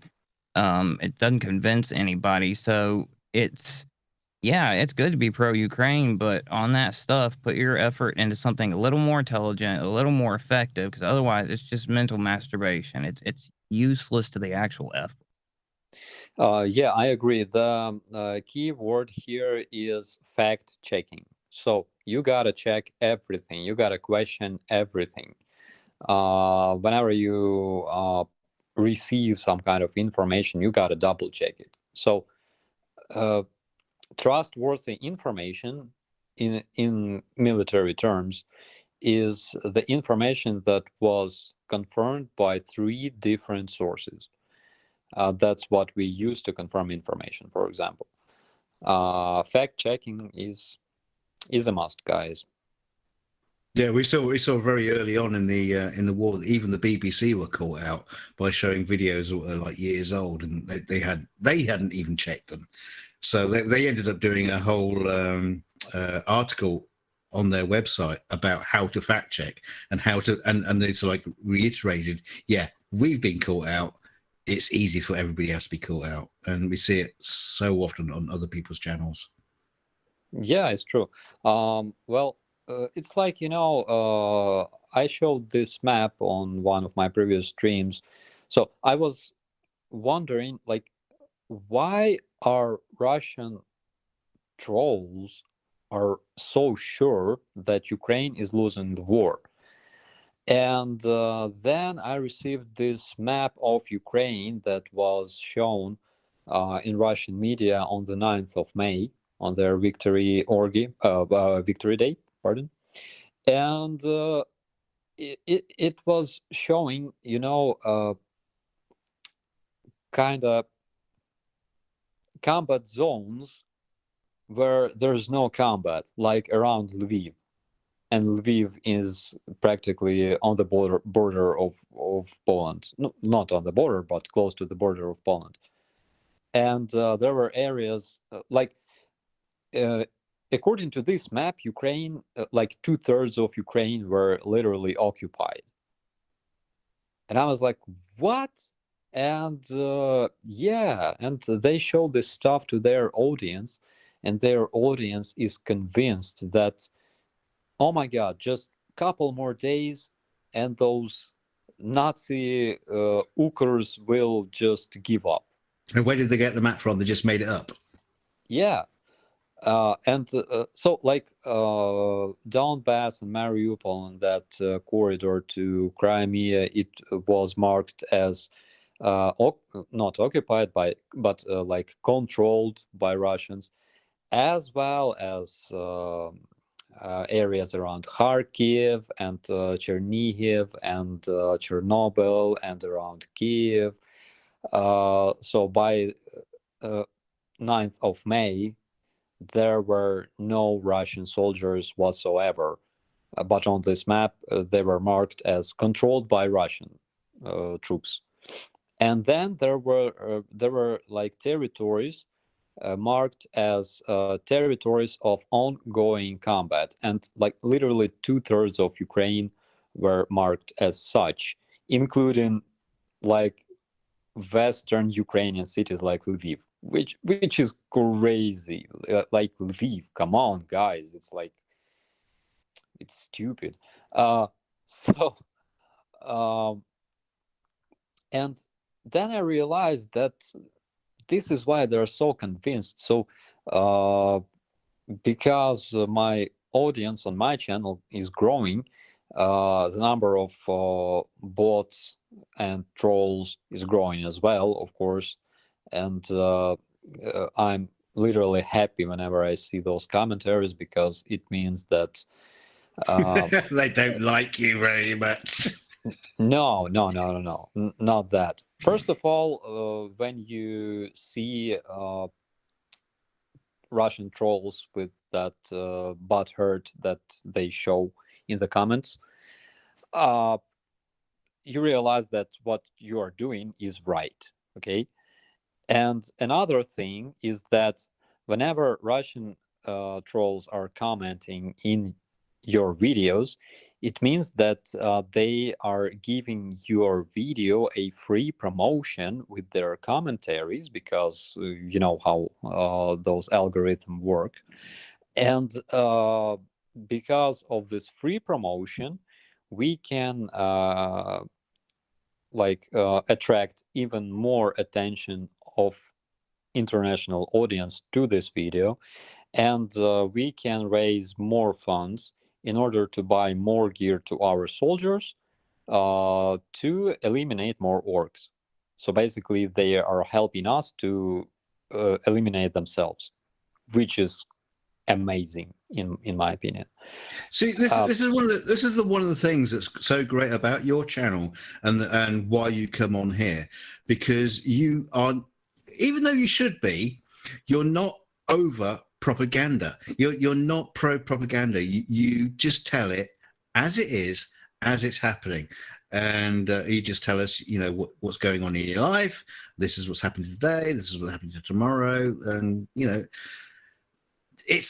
you know. Do you understand what I'm saying, Starsky? You're not over propagandizing. Is that a word? Propagandizing. Propagandizing. It sounds like a word now. Trampoline. But yeah, no, you don't do that. You just tell it as it is. Well, yeah, because this is my personal channel. I mean, well, okay, I'm a press officer and I can use this channel as an official source of information. but I prefer not to do that. I prefer like ordinary everyday stories, you know, things like that. So today I posted this video about this school because it's beautiful, because it's important to show that there's a lot of people willing to help Ukraine, and they care about our country and our civilians. And of course, I feel personally great responsibility and great appreciation towards those people. That's why I think that I had to make such video, you know, about those foreign volunteers who came from, oh my God, Ireland to help Ukrainians. And yeah, so I promise I will make such videos whenever I can, because I continue meeting foreign civilian volunteers in Ukraine, and I think it's important to make those videos. Yeah, because literally because I feel grateful for what they do. I'm gonna shut up and hand back to Aaron and disclosure this. And I think this is why people love your channel. They love your voice. They love your opinion, because it's coming from the heart. It's coming from honesty, and it's coming from facts and truth. Yeah, thank you. Of course, I cannot say that I love Russians, I care about Russians and stuff like that. You must understand that they invaded my country, and I will only forgive Russians after our widows forgive them for what they did. You're a people person, shit. You know, Yeah. for fuck's sake. You know, simple as that. I cannot like Russians at this point. It is like it's impossible and it's unnatural. But I'm trying to be objective about what I'm saying, including things like pro-Ukrainian Russians who live in Russia. We have a problem with dehumanizing them. I think it's wrong, because there's still a lot of non-enemies of Ukraine living in Russia. That's important, because if we want to have some nice neighbor who doesn't want to attack us at some point, then we need to support those people. We need to re-humanize them. Yeah. Yeah, exactly. The wounds of war, they go deep. They take a long time to heal, but war's got to end first. I'm gonna go ahead and give it over to Aimee. We've got a few super chats built up, and then we'll do a quick check-in. Yes, please. Thank you very much. We've got our first one is from Egil Anderson for 50 Norwegian krona. Says, "Hi Starsky, do you know Miroslava Filipovich? Her song "Glory to Ukraine" is my favorite." Jane E. Adair for £4.49 says, "Nazis called UK tanks Tommy cookers, and have Ukrainian troops come up with nicknames for Russian tanks? I don't know, like Vlad roasters." Very good. Thank you so much. And then we have Estelle Jaguar for £5 says, "Wanted to ask if they are swapping any prisoners for any Azov yet, or any news about those guys yet. Are they still okay?" Thank you so much, everyone. As for the singer, I don't think I've heard about her. I gotta check it out. As for the tank, as for those tanks, so I already answered a similar question in the commentaries today. I would call them orc grill, because of those grill bars installed on the top of their turrets. So for some reason they hoped that those grill bars, and they literally look exactly like grill bars, that they will save them from javelins. They didn't. I thought they were using those to keep pigeons in or something. Yeah, and it makes tank even bigger, so you can spot it much easier. But it's kind of funny. I don't know what kind of genius installed those grills. And what was the last one? Let me pull it back up. Wanted to ask if they're swapping any prisoners of Azov yet, or any news about those guys yet. Are they still okay?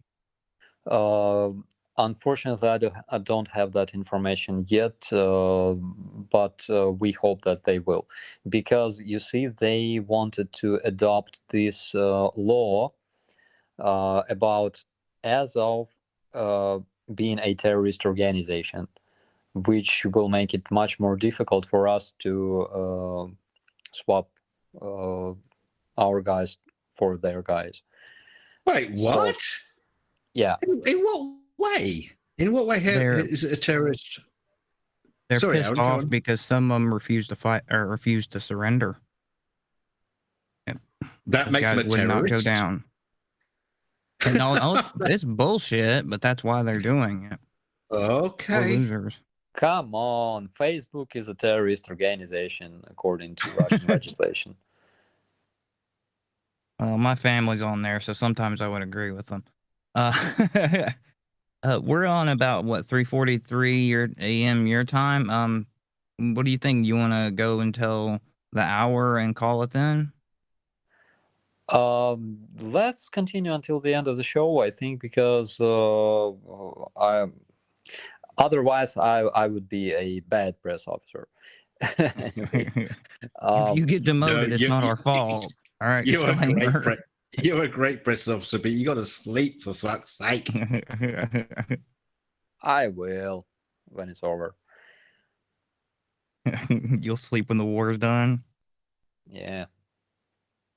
All right. I ain't got time to some... bleed. I'll sleep when I'm dead. Sleep when the Russians are all dead. Let's see. This is one. It's from earlier. But it's from Madeline Suzette. Operator Starsky. Of course, feel free not to answer this because it's personal. But is your brother in the military? So I have a brother and like a step brother. So my step brother was a conscript. He served like years ago, and my current brother he lives in Australia, and actually he told me a lot about what's happening in Australia regarding our refugees and how Russians pretend they are refugees from Ukraine. If you want to hear the story. Yeah, always. Yeah. So there was this girl, and it's a very famous story in Australia. So there was this girl who pretended that she was a refugee from Kharkiv, and I think so. And when she received a shelter in Australia, at some point, people noticed her pictures on Instagram made something like with Russian flag on a yacht, topless with some guys. And basically she was like a prostitute, but she was Russian. And my brother told me that there's a lot of cases like that. So when there's like new people coming from Ukraine, allegedly, they have to check whether they're really from Ukraine, because Russians pretend that they are from Donbass and stuff, and they lost their IDs and shit like that, and they do everything to receive refuge together with Ukrainian refugees. Huh. I guess that's proof that your country sucks. Let's see. More viewer questions here. From Donna Quinn. Did Starsky see the clip of two young Russians that made it to Kiev today? No, I don't think so. I gotta check it out. And then from level 70, it's talking about the Orlov drone. Did you get to see what pictures of the drone took? Those pictures were encrypted, unfortunately, and I think that they were taken to our security service. And as for those Russians who made it to Ukraine, well, yeah, there's a lot of people willing to come to Ukraine, and they seek refuge in Ukraine. And I don't see any reason why we should refuse giving them refuge. There's a lot of really nice IT specialists that, of course, can be useful for our IT segment in Ukraine. On the other hand, there's this there's a bunch of so-called Russian liberals that we really miss Clapperjack here, because he would confirm that. So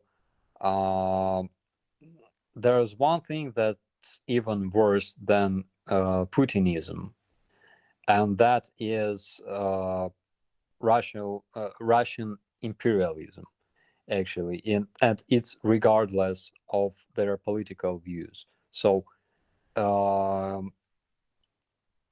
of course, probably it's because they were raised, and I'm talking about generations of Russians who were raised knowing that like Soviet Union / Russia is the greatest country, and they are the best people in the world with this cosmic Russian soul and stuff like that, and all those narratives from Russian world ideology. But the problem with their so-called opposition is that in most cases they're Russian liberals, and where Ukrainian question starts, if you know what I'm talking about. So it's like, yeah, we are against Putin, but we support Russian Crimea, for example. And there's a lot of cases like that. So there's a lot of Russian liberals who come to Ukraine and start teaching us how to build a successful country, and we're like, are you serious? Is Russia a successful democratic country? Thank you very much. We don't need your advices. So yeah, then there are nice folks who come to Ukraine, who do something to support our army, who fight for Ukraine and stuff. And I think that those are the best breed, let's call it this way, of Russian land. So, Starsky, get into your time machine, jump forward a few years. Where do you think we're going to be? Do you think we're going to be in a shitty old USSR state Russia, or do you think we're going to be seeing a new Russia, a new democratic, new, more pro-European? It depends on how many years from now we are talking about, because the sanctions will start working, so to say, probably by the end of this year, but they will be felt like a disaster 2 maybe 3 years from now, according to our economists, according to our specialists. So economy doesn't work instantly, but yeah, there will be a lot of problems. And of course, the only way to change it is to change their rulers, and it can be done instantly, unfortunately, as well, because Russian population has been brainwashed for like a century. You know that in order to bring masses to revolution, Lenin and Trotsky and other guys built their propaganda institutions in the first place, and then they started building the army.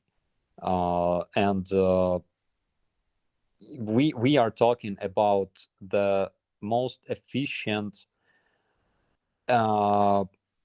propaganda machine that ever existed on our planet, and it's in Russia. Basically, we cannot compare no other country to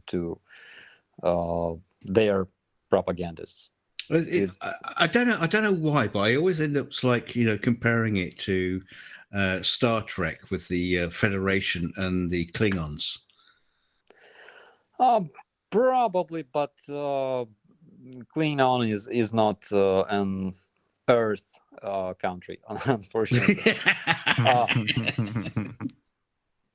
Yeah, but the point is, we cannot compare any other country, because even despite the fact that, public relations was born in the United States,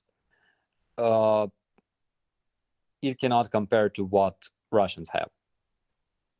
So we cannot change the minds of Russian population in 1 second, probably even in 1 year, maybe even in 1 decade. I suppose the closest comparison you have on Earth is North Korea,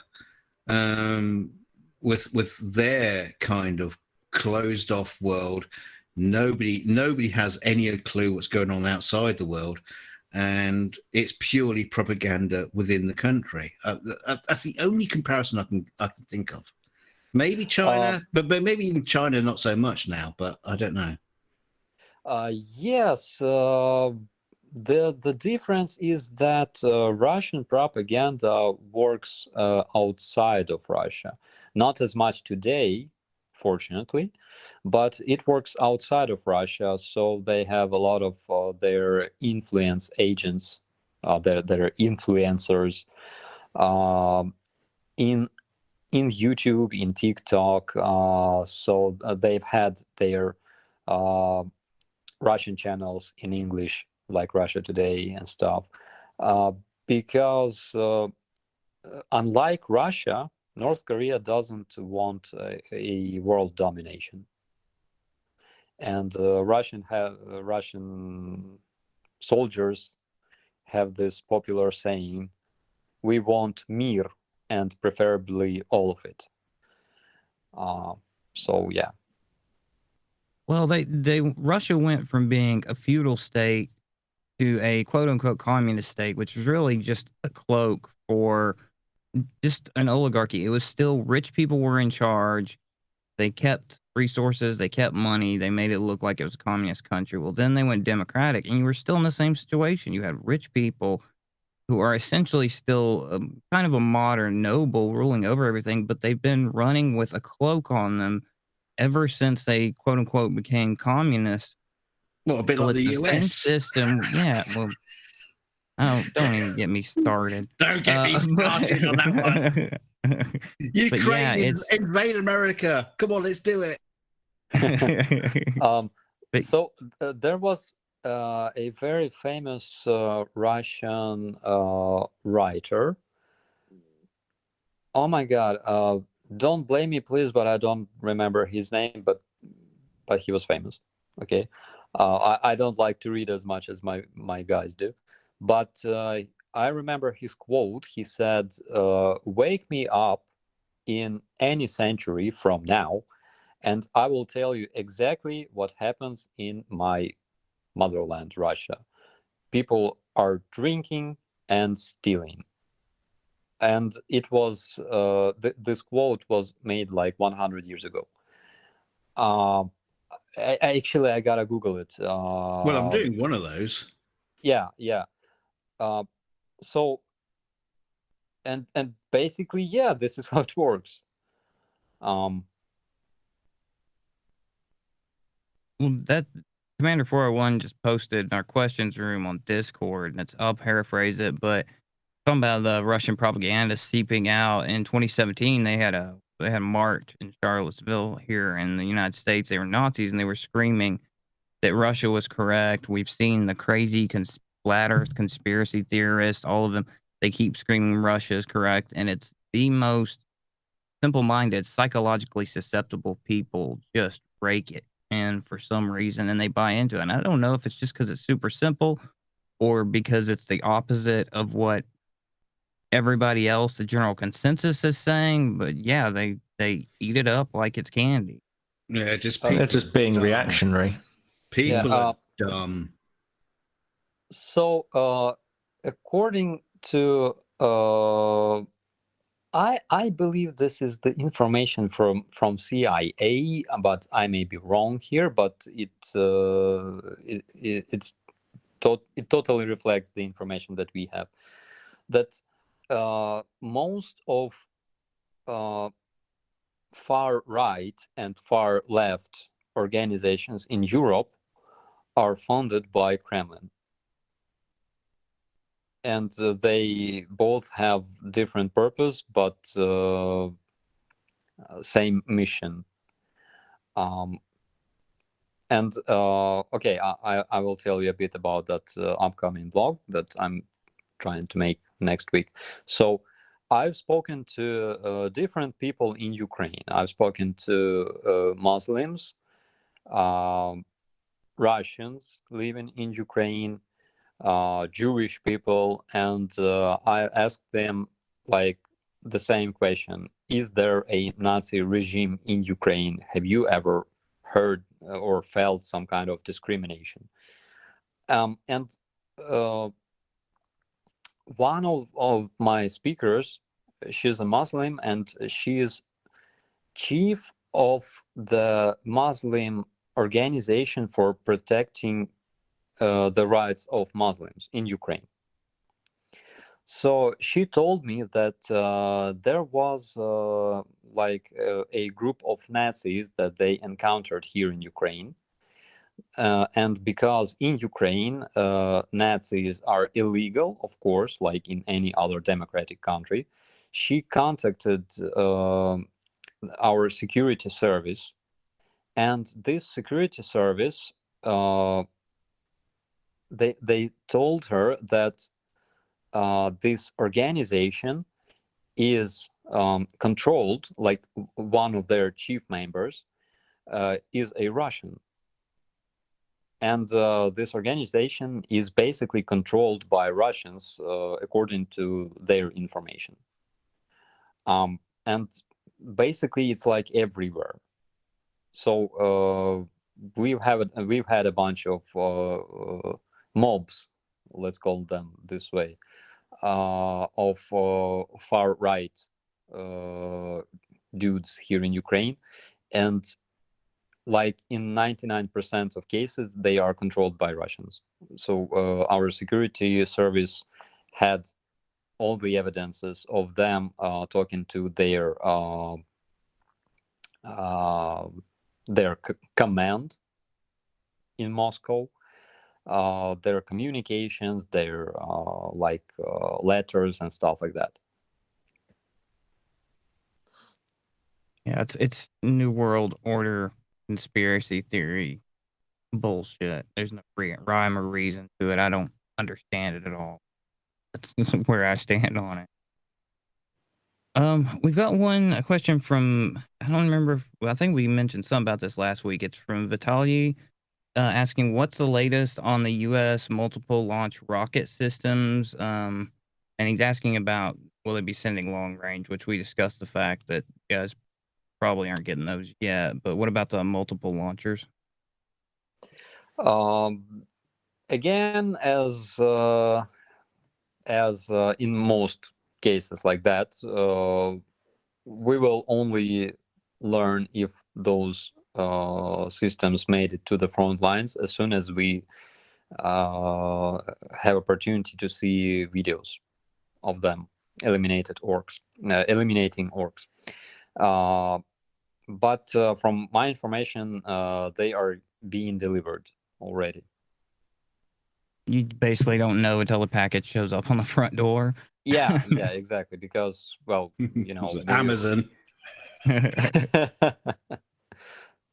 Oh, you forgot to order it Prime. Sorry. Oh. And then we have one from Bill Devitt as well. It's actually the last one, I think. Has Operator Starsky spoken with Ukrainian journalist Volodymyr Zolkin, interviews Russian POW at all? No, I didn't. Okay. Oh, we killed the question list for now. I'm sure they'll flood us in a second, but did anybody else have anything? Because I've got a question if they don't. Go for it. I'll jump on it. It's actually it's a kind of a broad question about you've got Russians who are coming in to help. You've got Belarusians who came over the border behind behind Russian forces that were coming in from the north, and they attacked all the individuals who are coming in to help from other countries. Is it known if they're going to be given asylum and citizenship when this is done, if their countries won't welcome them back? Yeah, of course. A lot of those people already received shelter here in Ukraine and citizenship. Now, there were cases when Russians brought their own tanks to the armed forces of Ukraine, so they gave up their tanks, and they received an award as well as citizenship in Ukraine, and protection, of course, from the state. Nice. Yeah, because I wouldn't pay a cent for the tank itself. Following on from that, I mean, we talked about the volunteers that have come worldwide. Is that still is that dropping off, or is it resurging, or is it a constant rate? What's the situation with that? So they are coming. We have some problems regarding those volunteers. First of all, problems with equipment. So it's preferably for those volunteers to have their own equipment, like helmet and vest. Yeah, because like nobody expected such a war. Well, you should talk to the Americans. They seem to have a surplus of AR-15s at the minute, but never mind. I won't talk about that.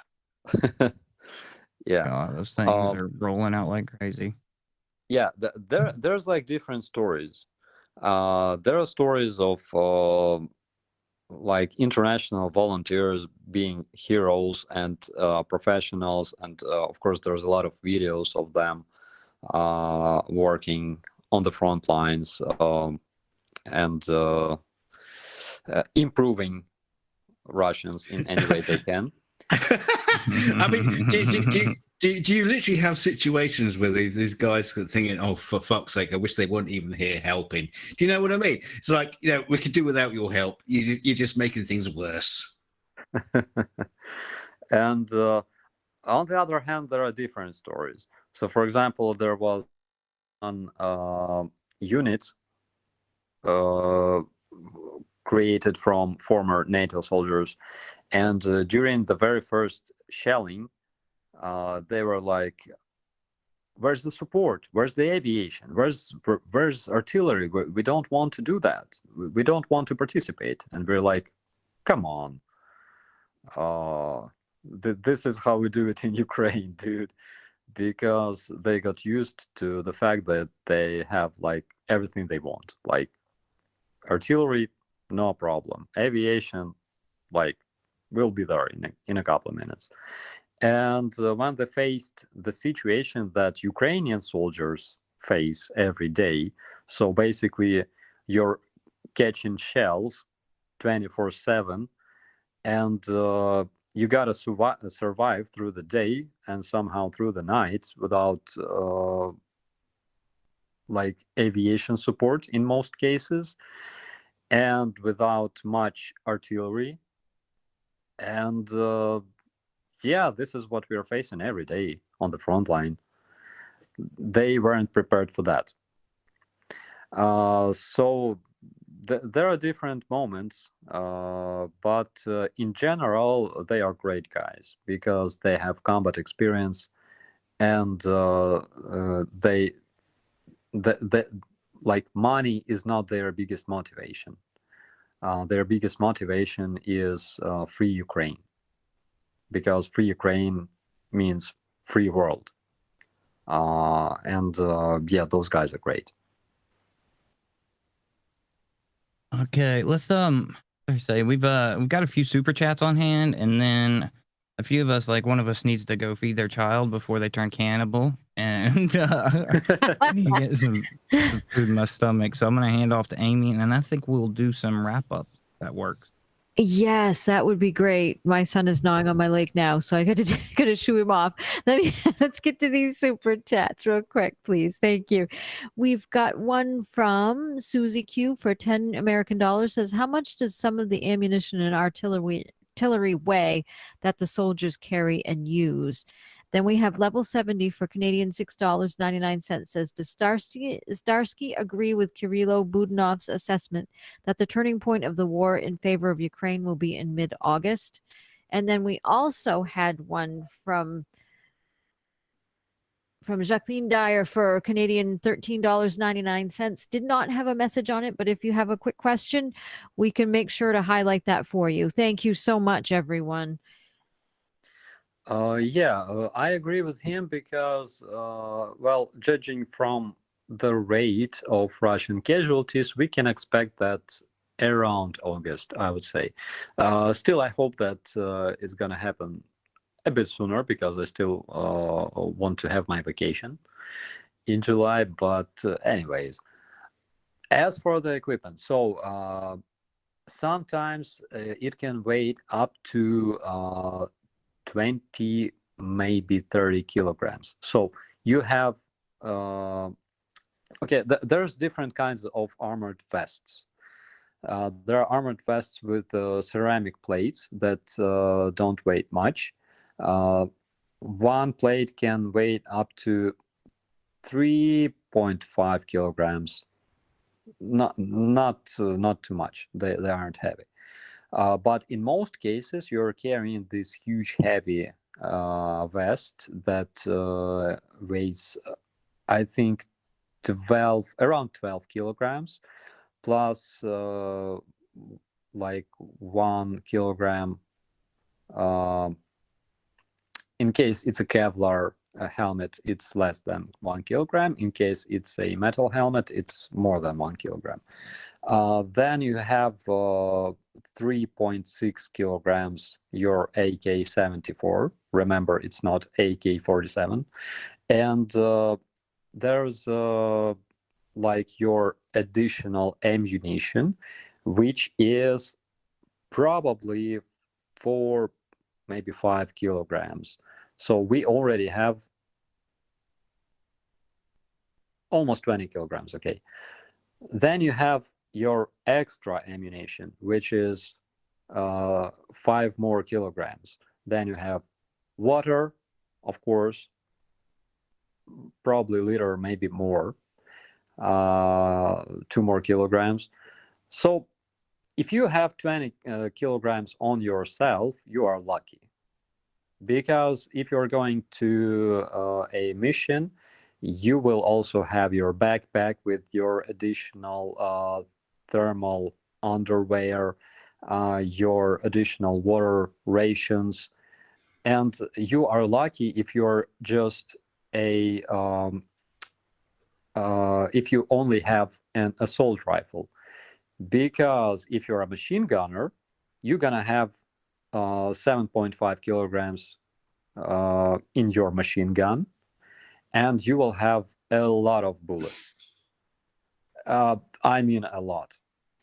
And that's why machine gunners are basically very big. I was an exception because I'm like 175 centimeters.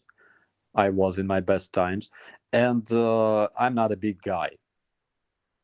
But my first profession in the army was a machine gunner. So I hated myself. And yeah, in case you have an RPG, it means that you have both an assault rifle and an RPG. And another dude who carries, of course, thank God you don't have to carry the dude, but the dude also carries those rockets for your RPG. So army is not an easy way to make money. You gotta understand that. It's a dedicated job, and most of the times you hate it because of all that stuff that you have to carry all the time. Wait, do you don't mean it's like Call of Duty where you just like walk up and there's like a little thing glowing, you just say, oh, rearm, boop, and you got more ammunition. You have to carry it with you. Yeah, with your hands. With your hands. This is modern times, for goodness sake. yeah, It just doesn't disappear. And quick save doesn't work. I checked that. It's true. Respawn works though, right? Yeah, I was going to say, how many times have you respawned? Oh shit! I'm back at the beginning again. Every morning, you respawn. All right, looks like I think we've got one more super chat. They retracted the question. I was trying to. Oh, here we go. Did you want to read it off, Aimee? It's you reposted it a little further down. Oh no, thank Matt 8 Aim. Yeah. Did it get lost in the green room? Probably. It just now posted because she okay. retracted it. I'm dropping it in the green room right now. Oh, okay. Thank you.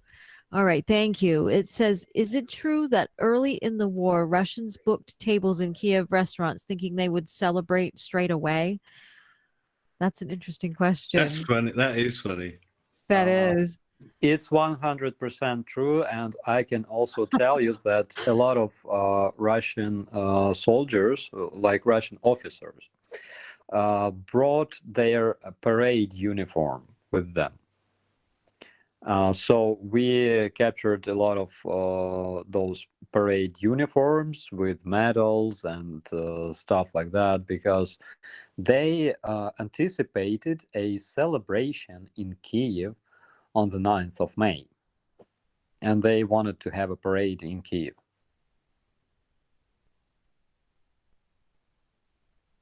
Ridiculous. Well, they got to hold the cookout instead. So. Oh no. All right. Yeah. Well, let's say we hand around for wrap ups, and I will let Aimee take care of that since I'm terrible at it. Oh, I think it may be up to me. Yeah. I'm sorry. I do. Okay. I struggle with this stupid mute button and that crappy mouse. I have to keep muted because I have a loud echoer over here. So sorry about that. So yeah, we should get started right around the room. I'm going to start off first with Fallacy Dave. Dave, what are your thoughts and wrap-ups on this evening? Sure thing. I just wanted to pick up on something that we get every week in the live chat, which is either there's too much swearing or small talk was mentioned earlier. Other channels will talk about war. Then Starsky goes off into a war zone. So as part of what we do is we do discuss the serious nature of things on the channel at the Shills, but you also provide light relief for Starsky by discussing more personal topics, because we get to learn about Ukrainian culture that's being lost, and Starsky gets to let off some steam and practice his English. So basically, the only closing statement I've got is that anyone telling us that we can't discuss certain topics or say certain words can fuck off. Slava Ukraini. Yeah, do it without swearing. Oh yeah. Off you fuck. Shit. That's brilliant. And yep, exactly. Very good. And I agree with that. I'm sorry, but it is a relief to be able to talk about not just what's going on, but to also provide relief and just have a place of respite for someone who's in this. So thank you. 100%. I agree with you on that. Next up, we have Mipet 69. Mipet, what are your thoughts and wrap-ups on this morning for you? I know she was having some trouble with her microphone earlier. I think she said she was in the red. Oh, okay. All right. Sorry about that. So we'll go ahead and we'll keep moving on. I'm going to start with DKG Custom. DKG, what are your thoughts and wrap-ups on tonight? Well, you're not going to start with me. Oh, okay. I'm in the middle now. Okay. But yeah, no, but you made a fantastic point. Starsky's family. We are talking to him, as a family member. We can talk about the war, and we will talk about the war, but we will also talk about other things and other issues. We still got to do the debate about who's the best commander in Babylon 5, whether it's Sinclair or Sheridan. But we're not going to go there tonight because we haven't got time. Starsky's got to sleep. But yeah, for crying out loud, if you complain about, if you want the war, if you just want war, just go to the fucking History Channel. There's full of it. There's been war for centuries. If you're that into war, become a fucking soldier and find out your fucking self instead of twatting on in the chat. Yeah, what's it like being in a war? Just become a soldier. Find out, or just listen to Starsky telling you how it is, what's going on in his day, and what he's looking forward to, and what he's looking forward to after the war and things like that. Just come here and just listen to the guy talk. It's up to you. It's up to you. But there you go. I'll shut up. Absolutely. Does twat count as swearing? I don't know. No, but cunt does. Right, that does, I think, but depends on where you're. And demonetized. Oh, yes, definitely. Bloody bitch probably counts. Arseholes. Yeah. Keep going, DK. We'll shut down the stream before Aaron talks. Actually, before I get my leg chewed off, we need to finish the wrap-ups, please. Thank you very much. Don't get your leg shouted off by a gun. No, well, we're going to get it chewed off because someone's getting hungry over here. Okay. Next, it's my son, Matthew. And next up, we have Operator Starsky. What are your thoughts and wrap-ups on tonight? And make it quick. I'm hungry for macaroni. Yeah, so I think that I think that Commander Sinclair was better than Sheridan because Borlons trusted him in the first place. Yeah, it was important. And and of course I'm very glad to be here tonight as usual because we are family now. We have dirty jokes about that in the army, and I'm not gonna tell them tonight. Yeah, I hope that I promise that I will be sharing a lot of my knowledge about Ukraine and Ukrainian culture as much as I can, because you guys deserve to know that because of your support and your help to our people. So I think it's a must, and it's my responsibility to share everything about Ukraine as much as I can. So thank you very much for having me tonight here, and we'll see you in the next one. Well, thank you so much. And yes, we do want to learn about as much about Ukraine as we possibly can. It's an interesting place, and it's beautiful there, and we really do want to know. So thank you so much. Stay safe. Thank you. You're very welcome. And last but not least, we have Aaron Reese. Aaron, what are your thoughts on this evening? And just really quickly, it's been kind of a running theme tonight when we talked about the militias forming and rising up, and talking about how much a Ukrainian soldier carries and how much it's terrible. And it's a quote from Doctor Who of all places, and I won't say the full quote, but it's good is good in the final hour, in the deepest pit, without hope, without witness, without reward. Virtue is only virtue in extremis. And it means basically that when there's no reward and there's nothing in it for you, you do the right thing. And it's that goodness is an instinct, not a choice. And I think Ukraine's demonstrated that, because they could have fled the country, they could have given in, and they chose not to. They showed Russia and the world that that's not within. So my hat's off to that.